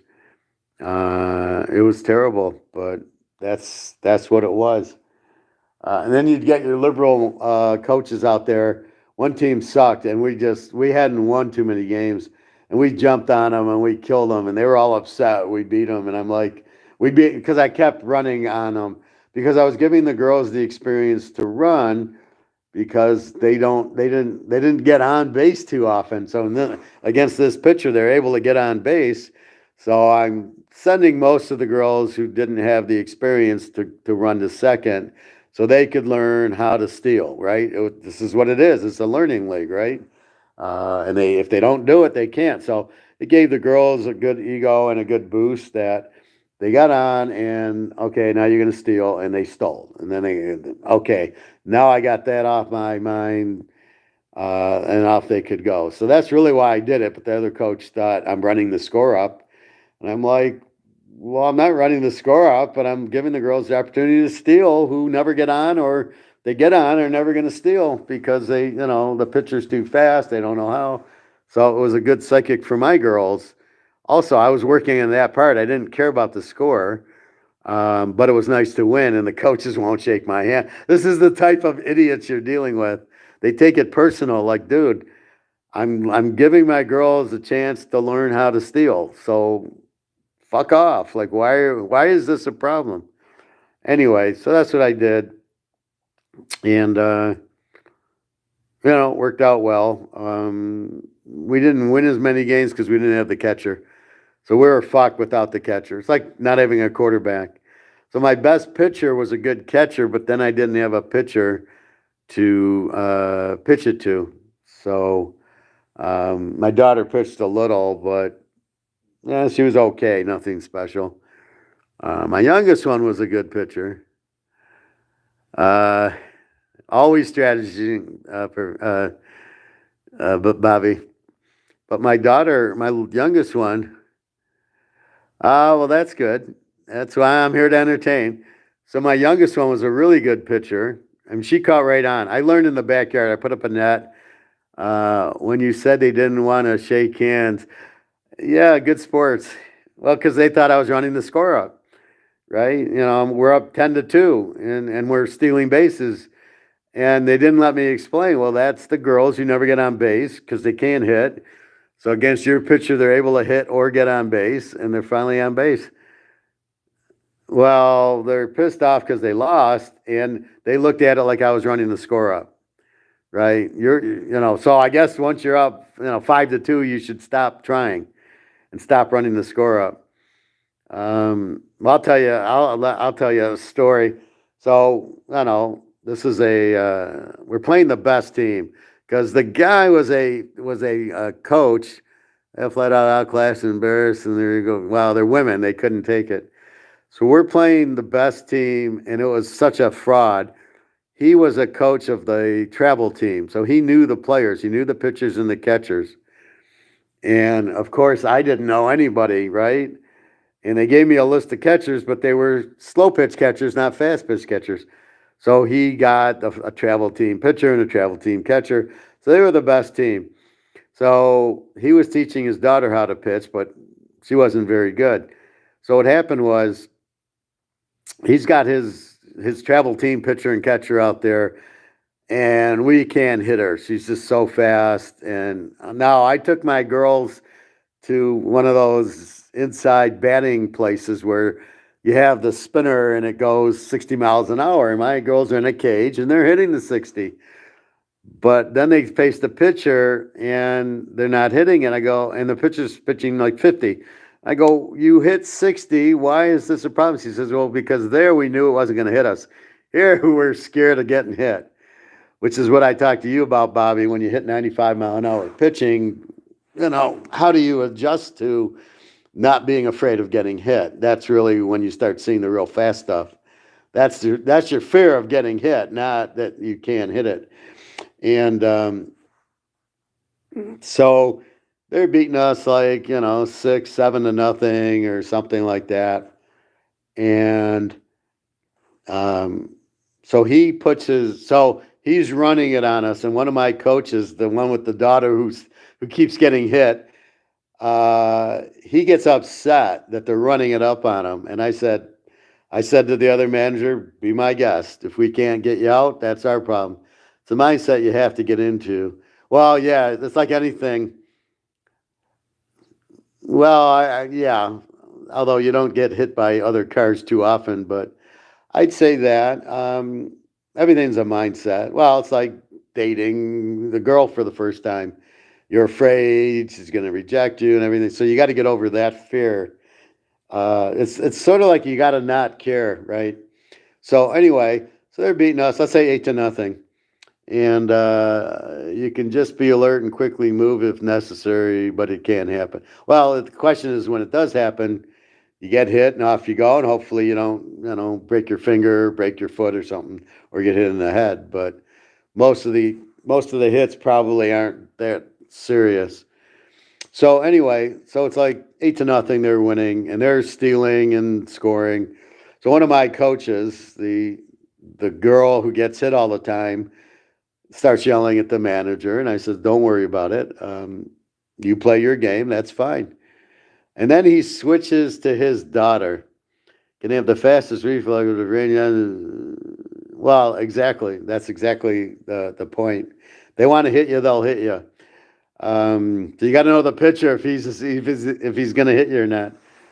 So anyway, so the other manager, his daughter wants to pitch, and she's learning. So he puts her in, thinking, well, it's 8-0 or whatever. And so what did I do? We start hitting her because she's slower than the other pitcher. I stole every fucking base. I stole second. I stole third. Anytime my fast girls were on, they just steal second, steal third, and it was freaking out the daughter. She's freaking out, and I just looked at him like, I'm just playing my game. I'm aggressive. I'm going to steal at every chance because you got to make a perfect pitch and a perfect throw to beat me, and you ain't going to do it with eighth grade girls. So his daughter comes in, we're hitting her, and we're stealing, and we make it 8-7.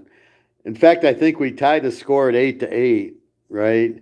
And they called the game because of darkness. No, I think we got it. I think we got it to 8-7 with the bases loaded, and the ump calls the game saying time limit. And both teams were pissed. He was pissed too because he was like enjoying the competition, and he liked me because he knew I was the professor. So he's enjoying that we got a game, right? And he wants his daughter to face, when this happens and what she's got to do. So he was enjoying that I was playing the game the way he was playing the game. And the ump calls time, and we're both like screaming at the ump, like, "What the fuck are you doing? It's still sunny out. Who cares about the time? We got the bases loaded. We're down 1 run, and let us finish the inning." And they wouldn't let us, or the inning finished, and we still had some more innings to play, and they didn't let it go. But it was I'll never forget that. It was a very good, again, that's the problem with the league. I didn't care. My pitcher was good, and so was his, but I didn't have the catcher. And that's really what the league needs to do is, like I said, how many fast pitch catchers do you have? And that's how many teams we have because you can't play fast pitch. Well, Bobby, it's like playing Major League. If you don't have the catcher to throw the runners out at second, you're probably not going to win any games because they'll just run on you. So that's basically what had happened. Our catcher could catch, but she couldn't throw. So if we would have had a normal catcher, we would have been okay. I almost drafted the catcher they had because I saw her there was like like a tryout session where the catchers would throw, and I based my picks on if the girl could throw or not. So I'm like writing down this girl, good thrower, good. They could catch and throw, and I knew my hitters. So it was kind of like my daughter's friend was the best hitter in the league, so I drafted her, but not until like the fourth or fifth round because you got to get your pitchers and catchers. So I thought I drafted two pitchers. I got one. The other one really couldn't pitch, and then the catchers were softball catchers, not fast pitch catchers. So I was pretty fucked that year, but we stole a lot, and that's what we did. So it was a pretty good league. But again, my youngest. So the story was my youngest was I learned how to pitch, and I taught my youngest. My oldest wasn't that interested. My youngest wanted to learn how to pitch. She was fourth grade or so. So we got the net. I watched the Jennifer Finch coach at Arizona. She was like Hall of Fame pitcher at Arizona and the Olympics and everything. So I find a tape from him, and I buy the tape.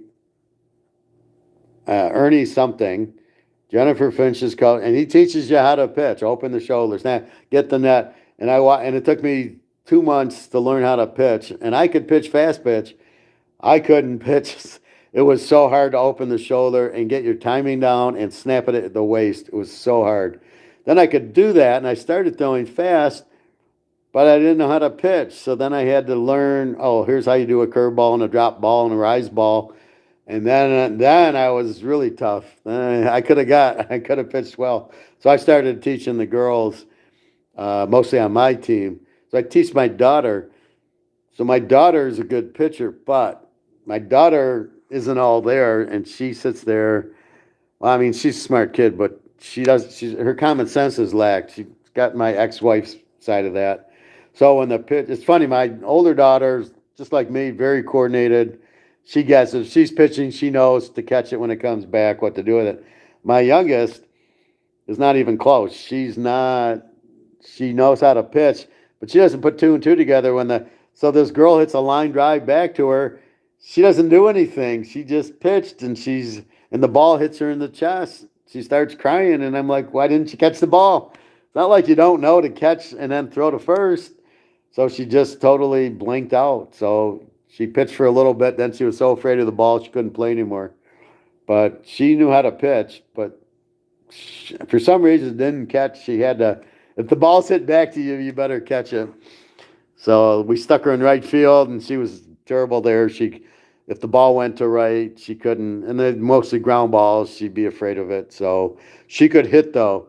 She loved to hit. I taught her how to hit. She could hit, but she couldn't. She could throw, but she was able to catch. But then she got so scared, she wasn't able to. But that's okay.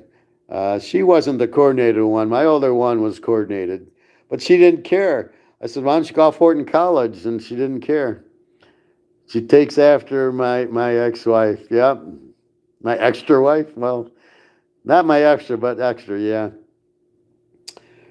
Well, I was the coordinated one, and my whole family, my brothers coordinated. My dad was, I played, I'll tell you how young I started, how good I was. I was playing men's softball when I was 14. And I played with my dad. He was in his 50s or whatever. Yeah, I lay the smack down on them. I tell them what they're cooking. Uh, well, thank you, Bobby. Yeah, well, I'm going to be honest. I'm not going to horseshit anybody, and all these stories are true. I'm not doing it for entertainment. I'm doing it because this will help us. But basically, that's what I was so good at 14. I'm playing in men's softball leagues. And I'm playing good. I'm playing shortstop, second base. I'm batting third or fourth. I hit the ball so hard, Bobby. You'd be proud of me. I hit it so hard you could barely see it. And I do it every time. I just took I used my hips, turned on the ball. I could hit it anywhere. I could hit right field line to left field line. I hit a lot of balls over second base because it was always the weak point. But if I had to pull the ball down the left field line, I'd pull the ball. Where's it pitched? And I would hit it so hard you would just hear it, and half of them wouldn't see it, and I'd probably hit 700. But I would do it every time, and I was comfortable just hitting singles and doubles, not homers. But if I really needed to, I could hit a homer. But I'd rather just hit the piss out of the ball, and if it got up, then it went. But so I'm 14 playing with my dad in a men's league, and my brother was on the team, and other teams, we didn't have a good team and we didn't have enough players. That's why I played. But the other teams started to protest because I was so good. They're like, well, he's not 18. And we would laugh at him like, the dude's 14. What is the problem? Why do you need to protest? If anything, it's to your advantage I'm not 18. Why would you protest it? And we would talk him out of protesting, saying, he's 14. What do you wait till he's 18? You won't want to play him. And so I'm playing fast pitch and I'm playing softball at the same time. It didn't really fuck it up too much, but it did. It did change the timing because in softball, baseball you just swing. Softball you have to wait, so you're delaying your swing until the ball's close enough. That's the one key I did that I figured out. I was playing little league and I was 12 years old, and the pitchers would pitch decent. I don't know what a 12-year-old pitches, but I could hit that, and I'm set up for that. One day we played this guy who threw the ball like 20 miles an hour, and everybody's swinging early. And that's when I figured out you have to wait for the ball to get there. And then I crushed it because it was so slow. But that was the thing. You can't just swing. On a fast pitcher, you just, as soon as you let it go, you kind of eye it and swing because it's there too quickly. But with fast pitch, with slow pitch, softball, it's strictly wait till it gets within about 4 or 5 feet of you, and when it gets into your zone, then you swing and crush it.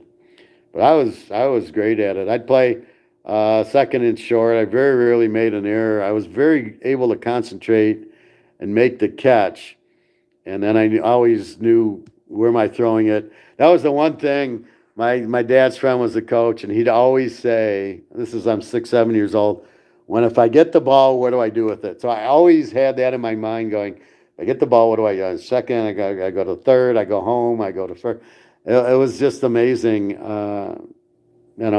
how that worked. So that was a lot of fun. I do miss that, but that was all analytical. And even the catching, you just kept your eye on the ball, and I was able to focus it. Decent enough arm. But again, I was a left-hander playing right-handed, which did handicap me when I was younger because I couldn't, it was a little bit difficult, because it wasn't a fluid throw. You had to mechanically work at it, but I could hit the piss out of the ball. And that was because I was left-handed. It's like golf. If you're left-handed, you're supposed to play right-handed.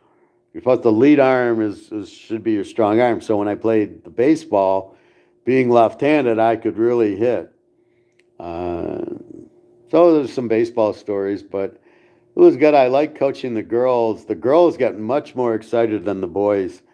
I would much rather coach a girls' 5th grade team than a boys' 12-year-olds. The girls are want to learn. They're more excited about it than the boys are. But it was fun. I'm glad we did it. But I learned how to pitch fast pitch, and it's a very hard thing to like teach. I could teach it, but you have to know to open your shoulders. So I learned that part of it. So that's how I am when I had to learn, like, okay, how do I explain it? What's going on? So I always learned technically what's going on so I could explain it. Anyway, that was a lot of fun.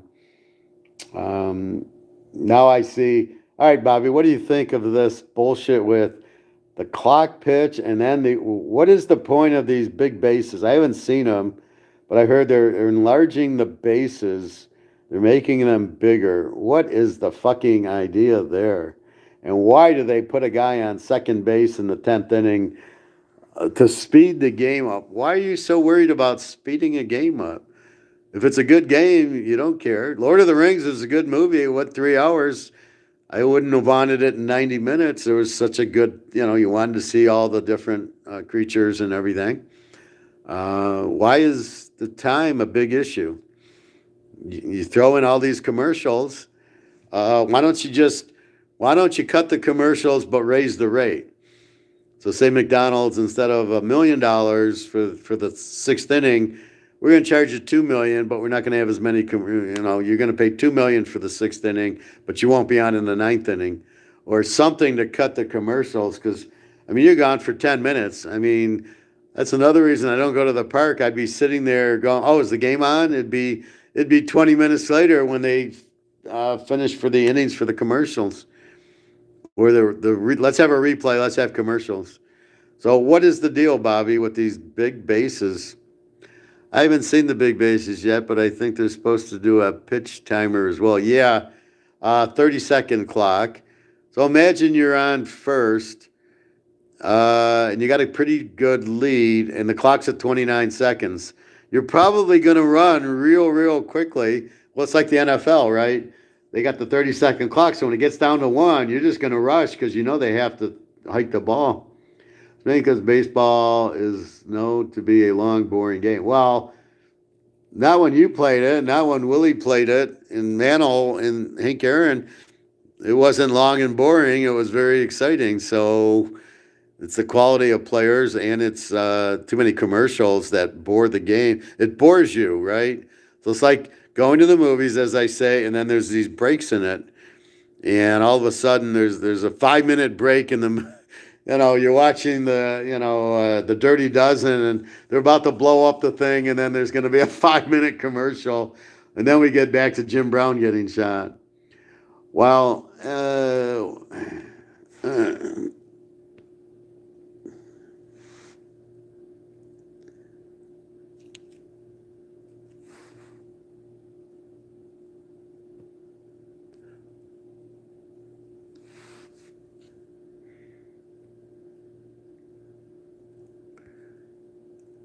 trying to figure out. Well, let me get NFL R2 we had that one. Baseball can be for it was very filling in the 90s. Well, because there's clocks in baseball and basketball and football, right? So football is about 4 hours, but it's exciting because at the end you have the bet. Because everybody goes to football games or watches games, they're betting on it, and so it can be decided at the end. Same thing in basketball, right? You have the clock. I mean, it's a fucking, what is it? 48-minute game. Basketball should take no more than an hour and a half to play. But baseball is per inning, so the innings could last a lot longer. Just because there's 9 innings, each inning could last an hour. You could have a 9-inning game. If you ever watch cricket, and I've watched it like once or twice, the guy batting keeps batting until he gets out. The thing could go for an hour and a half. It goes for a whole day. I mean, because they can't get him out, and he just keeps running until they can. They'll score like 100 runs. That's got to be the most boring sport to watch besides soccer. Soccer's so boring. And I really hate as people say, "Oh, these guys they run and get tired." And I'm watching the game, and half the time they're just standing there. One guy's running, and the rest are standing, and then they're dribbling around. And I'm watching the other players, and they're just standing there. And the guys on the back of the field, so the defensemen, let's say, they're not doing anything. They're just standing there. And the guys on the other side are just standing there. So there's one guy with the ball running. And they're saying, "Oh, you run all the time." You don't run all the time. You're in your lanes and you're waiting. So I never liked that. But anyway, but is that baseball's is the time their problem, or the fact there's no Bobby Bowe and Barry and McGuire and and Mays and Hank Aaron and Mickey in the game? Is maybe that's the problem? You don't know anybody and you don't care about them, and you're like, I don't care who's up. Before you couldn't wait. Like, is Barry going to hit a homer? Is Mickey going to hit a homer? And Mays and you guys going to hit a homer? I'm gonna watch the bat because I think you're going to hit a homer. Who do you watch for that? There's nobody you watch in baseball anymore. It's gotten so bad. It's all Latin Americans, which basically nobody cares about. I don't care if this guy, who I can't pronounce his name, who doesn't speak English, I don't even know who he is, if he hits or not, except for The guy on Houston, Altuve. Altuve is the only guy that I'm like, yeah, he's good, and he gets a lot of homers. That's it. And Verlander and McCullough and some of those guys, but you really you can't name half the players because you don't watch it because it's so fucking boring. Anyway, but I'm not a big Mike Trout fan. I don't. California always loses, so who cares? It's like the Lions. Who do you root for? They suck. They always come in. They barely go 500 half the time. So what do I care about them for? I don't follow them. I'm going to follow the better. We're following Brady and Mahomes. We're following Kansas City. All right, Mahomes and Kelsey and da da da da da. But you don't have that in baseball. There's no Mahomes in baseball. That's the problem. And the funny part is, he played baseball in college. He got drafted by the Tigers, and he went and played football. That's the problem. Now, if Mahomes was playing baseball as a pitcher and he'd throw all these shutouts, maybe you would watch for him. Maybe. But you'd prefer watching him as a quarterback. But that's what happens. With that, it's the Mahomes that you want to watch, and the Burrow now, and the Jefferson and the Kelsey, which you don't have in baseball. And it shouldn't matter. It's a long game, but you're putting in all these gimmicks, right? A pitch clock. Why would you think anybody wants to see a pitch clock? I mean, it's the same thing. We grew up without it. We think it's stupid. And the problem is how many kids are watching it now. The reason you need it on ABC and CBS and NBC is so the kids can watch it. Right? See, right now it's all fucked because when I was growing up, that's all you had. You had 5 channels. So you get the game of the week, and I remember in the 60s, it'd be a big deal when you'd see a National League and you'd see Willie Mays play Hank Aaron or Clemente in the game of the week on Saturday with Joe Garagiola. And that would be you could follow. This is what Willie Mays looks like batting. Oh, look at Clemente. Oh, and you'd see the players because you couldn't see them. Now you don't have that. So all you have is all this channels, and you're not getting all, the bullshit Fox Sports and Peacock and everything to watch the games. So the kids aren't watching the games. That's the real problem, because without the kids watching, then you got people like us, but we don't want to see this pitch clock. I'm not sure the kids want to see the pitch clock. And then I noticed at the schools now, it's more soccer fields. I remember I went to my junior high, and there was a football field. And now, well, I think there's still a football, but a lot of the baseball fields are soccer now. So they're not even playing baseball at these schools anymore.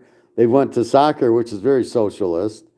All you need is one ball, and there's no skill involved. You're kicking a ball. Geez, how hard is that? Hitting a baseball, maybe a little trickier than doing that. So they're dumbing down everything, and therefore the kids aren't playing the ball. They're not going to watch it. And I think that's really baseball's problem.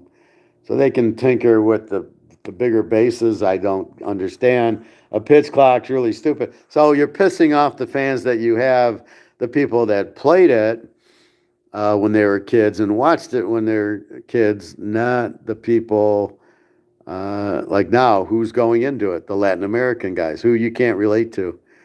So that's really the problem I see with baseball, but too many commercials, it's too long of a game, as you're saying.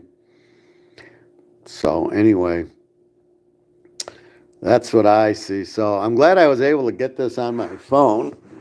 It's a little uncomfortable because I got to keep it plugged in. And it's different sitting at the table with my laptop versus holding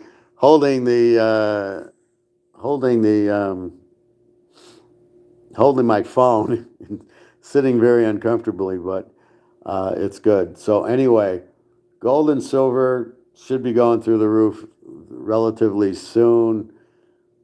Don't get frustrated, because you have to know one thing.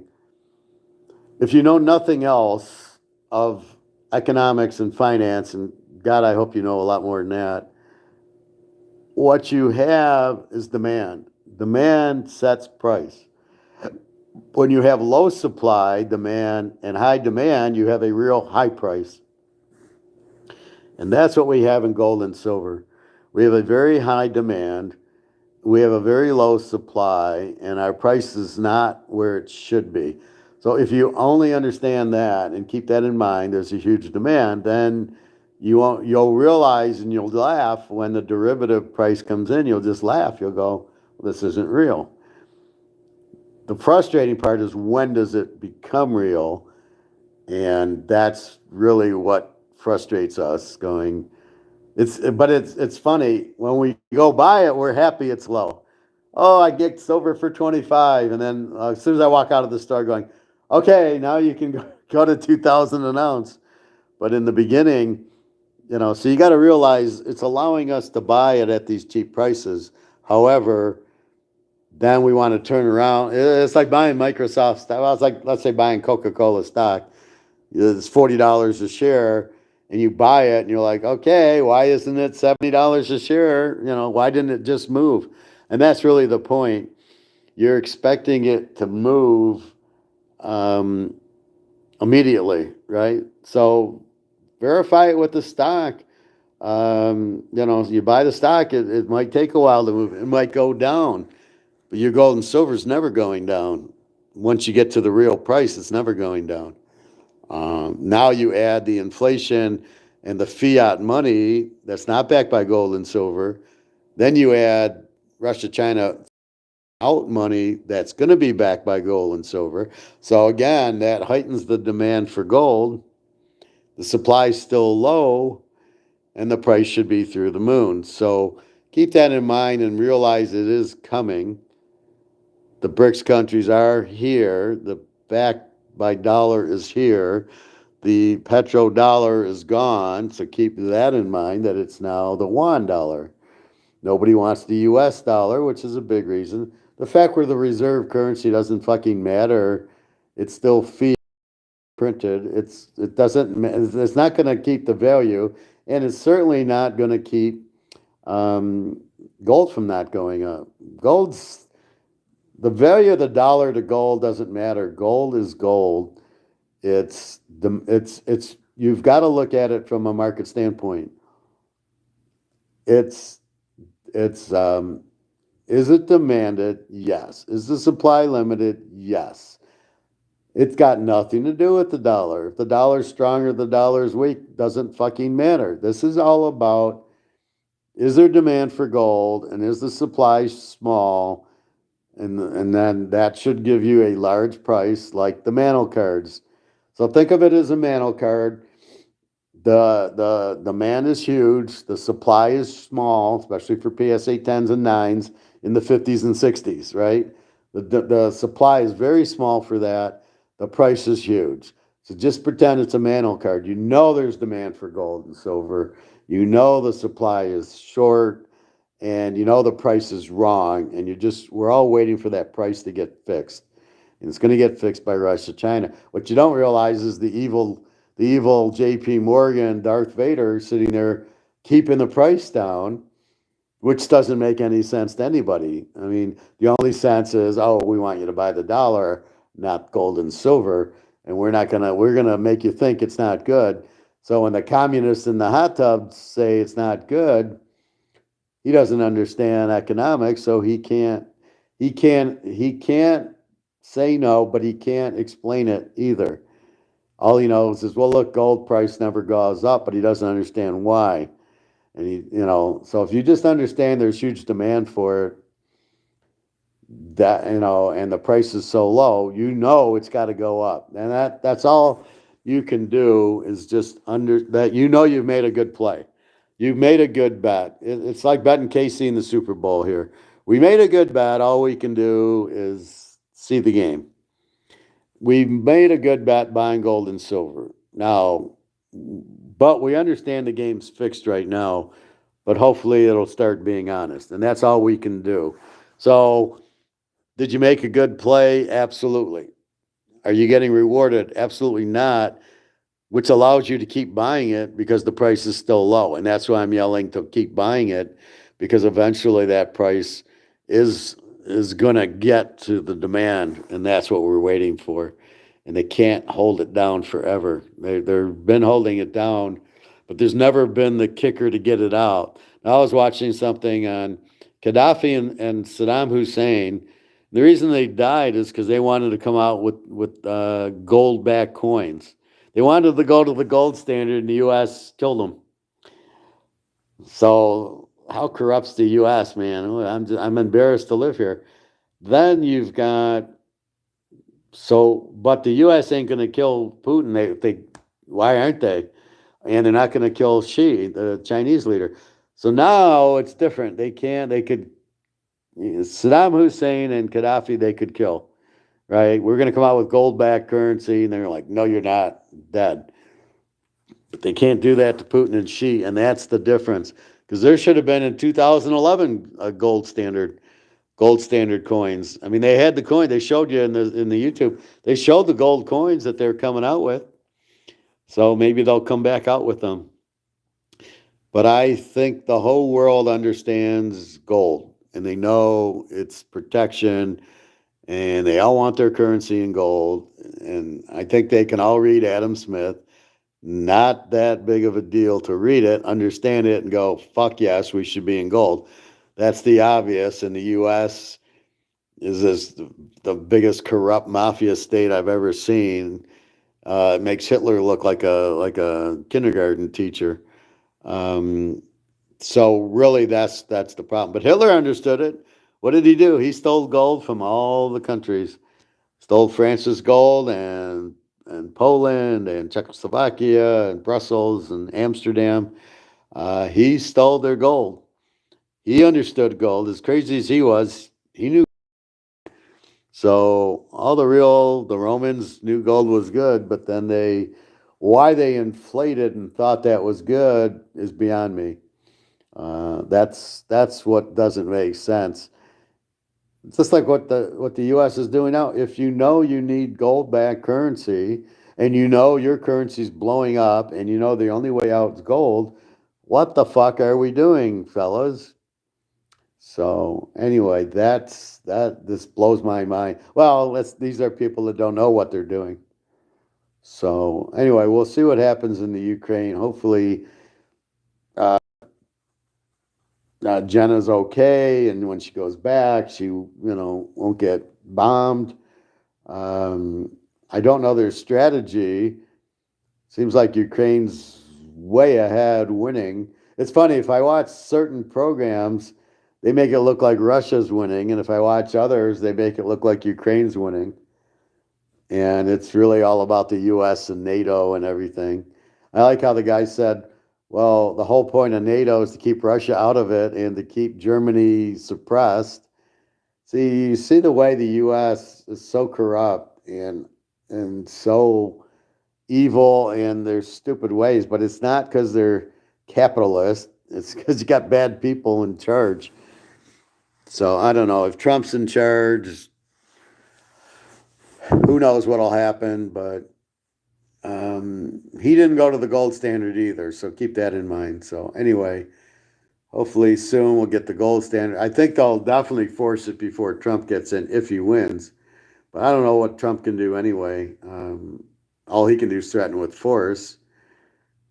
Russia and China don't care right now. So they're not afraid of Biden. So we'll see. It'll probably happen soon. Probably in 2023. And off we go. I can see I still don't have internet because I can look at my box and it's flashing white and red, not blue. So I know I don't have. I'll call the gym one more time, but I think this is the reason I'll go play poker, is just to get out, and I can't go to the gym and soak my back. My back's feeling better because I haven't been working it out in the gym. So I've been doing light exercises and just watching TV on this because there's nothing else to do. Anyway, anything else? Questions, comments? Did I answer everything, Bobby? Silver is going through the roof. Don't worry. And then what you'll do, Bobby, is with 8 or 9 ounces of silver is when you buy your ounce of gold. So if you want, even with 2 ounces of silver, you'll be able to buy a 1/4 ounce of gold. So keep that in mind. So you got to buy more silver to buy gold. And the gold you're going to be buying houses and cars with. The silver you're going to buy foods with. It's funny how some people say, well, the silver's barter. And you're like, no, silver's not barter. Silver will be less, but not that much less. But that's our out. That's our protection is silver. So we're protected by the silver gods. I was watching the Odyssey yesterday, Odessa, and you get all these gods in it, Athena and Poseidon, and all these, and so that was pretty good. But he was protected by the gods, so we're protected by the Bobby bows. Anyway, the gold and silver will protect us. So really, anything you need to understand the why. If you can understand the why and dig in enough and make sense out of it, then you're fine. Then you understand it and you don't get as frustrated. But these people that keep saying, "Well, gold doesn't do anything," it's not because there's no demand in gold. It's because it's fixed by J.P. Morgan. So if you get to the bottom line, you understand it's J.P. Morgan fixing it. Now the question is, how long will they be able to keep fixing it? That's your question. And the fact that the dollar is being beaten up and nobody wants it, how long is that going to last? So what's JP Morgan going to do with dollars that are worthless? Is he going to be able to keep the charade up? So I don't think so. But that's the thing. So you're inviting Russia, Germany, and Russia, China, and India to keep buying gold at these low prices. And that's why I don't want to sell anything until it hits fair price, which it's not at. So again, it's just the Michael Jordan rookie card for $200 that goes for $1.5 million. The only difference is we know it goes for $1.5 million. We don't know gold's true value, and that's really what we're looking for. Once we get that, it's $30,000, $40,000, $50,000, $60,000, and you won't see it at $2,000 anymore, right? You don't see the Jordan at $2,000 either, the rookie card. Now I'm talking PSA 10s. I don't even know. You barely see it in an auction now. But just keep in mind that's really the goal in life is to understand. Same thing with women, same thing with money, jobs, people, anything, football, poker. You're trying to understand what's going on. Why did I'm playing poker tonight, the guy calls me, why? The guy raises me, why? You're always asking the why question on every move the guy makes. He looks up at the TV, why? He's taking a drink, why? He's talking, why? And once you figure all that out, but those are the questions you need to ask. So if I see a guy, doing that bullshit, then I'll do what I need to do. And then I adjust and realize and figure him out. Once I figure him out, he's dead because, if he raises me, I call or I fold, I realize what he is, and off I go. So anyway, that's my agenda today. I got a good 2.5 hours in. I was surprised. Questions, comments, please feel free. Otherwise, I think I'm going to call the pool one more time. Otherwise, I'm off to the lake to walk. Hopefully, it's warm enough. I think it is. And then off to the casino. And then, based on what happens tonight, I will then buy some more silver tomorrow, probably. We shall see. But this is why I got a lot. But again, for $25 an ounce, and it's just you keep buying it. I mean, it's like buying a cup of coffee for $1. You just keep buying it. It's so undervalued. But what blows my mind is even the guys in the coin shop are stupid. The guy who's got this big block of silver, the owner, and he says, well, when it hits $30 an ounce, I'll cut it. And you're like, dude, what are you, on drugs? You don't think silver's at $30 an ounce? Just because J.P. Morgan says it's 21 and you're pricing it at 25 doesn't mean that's the real price. What the fuck are you doing?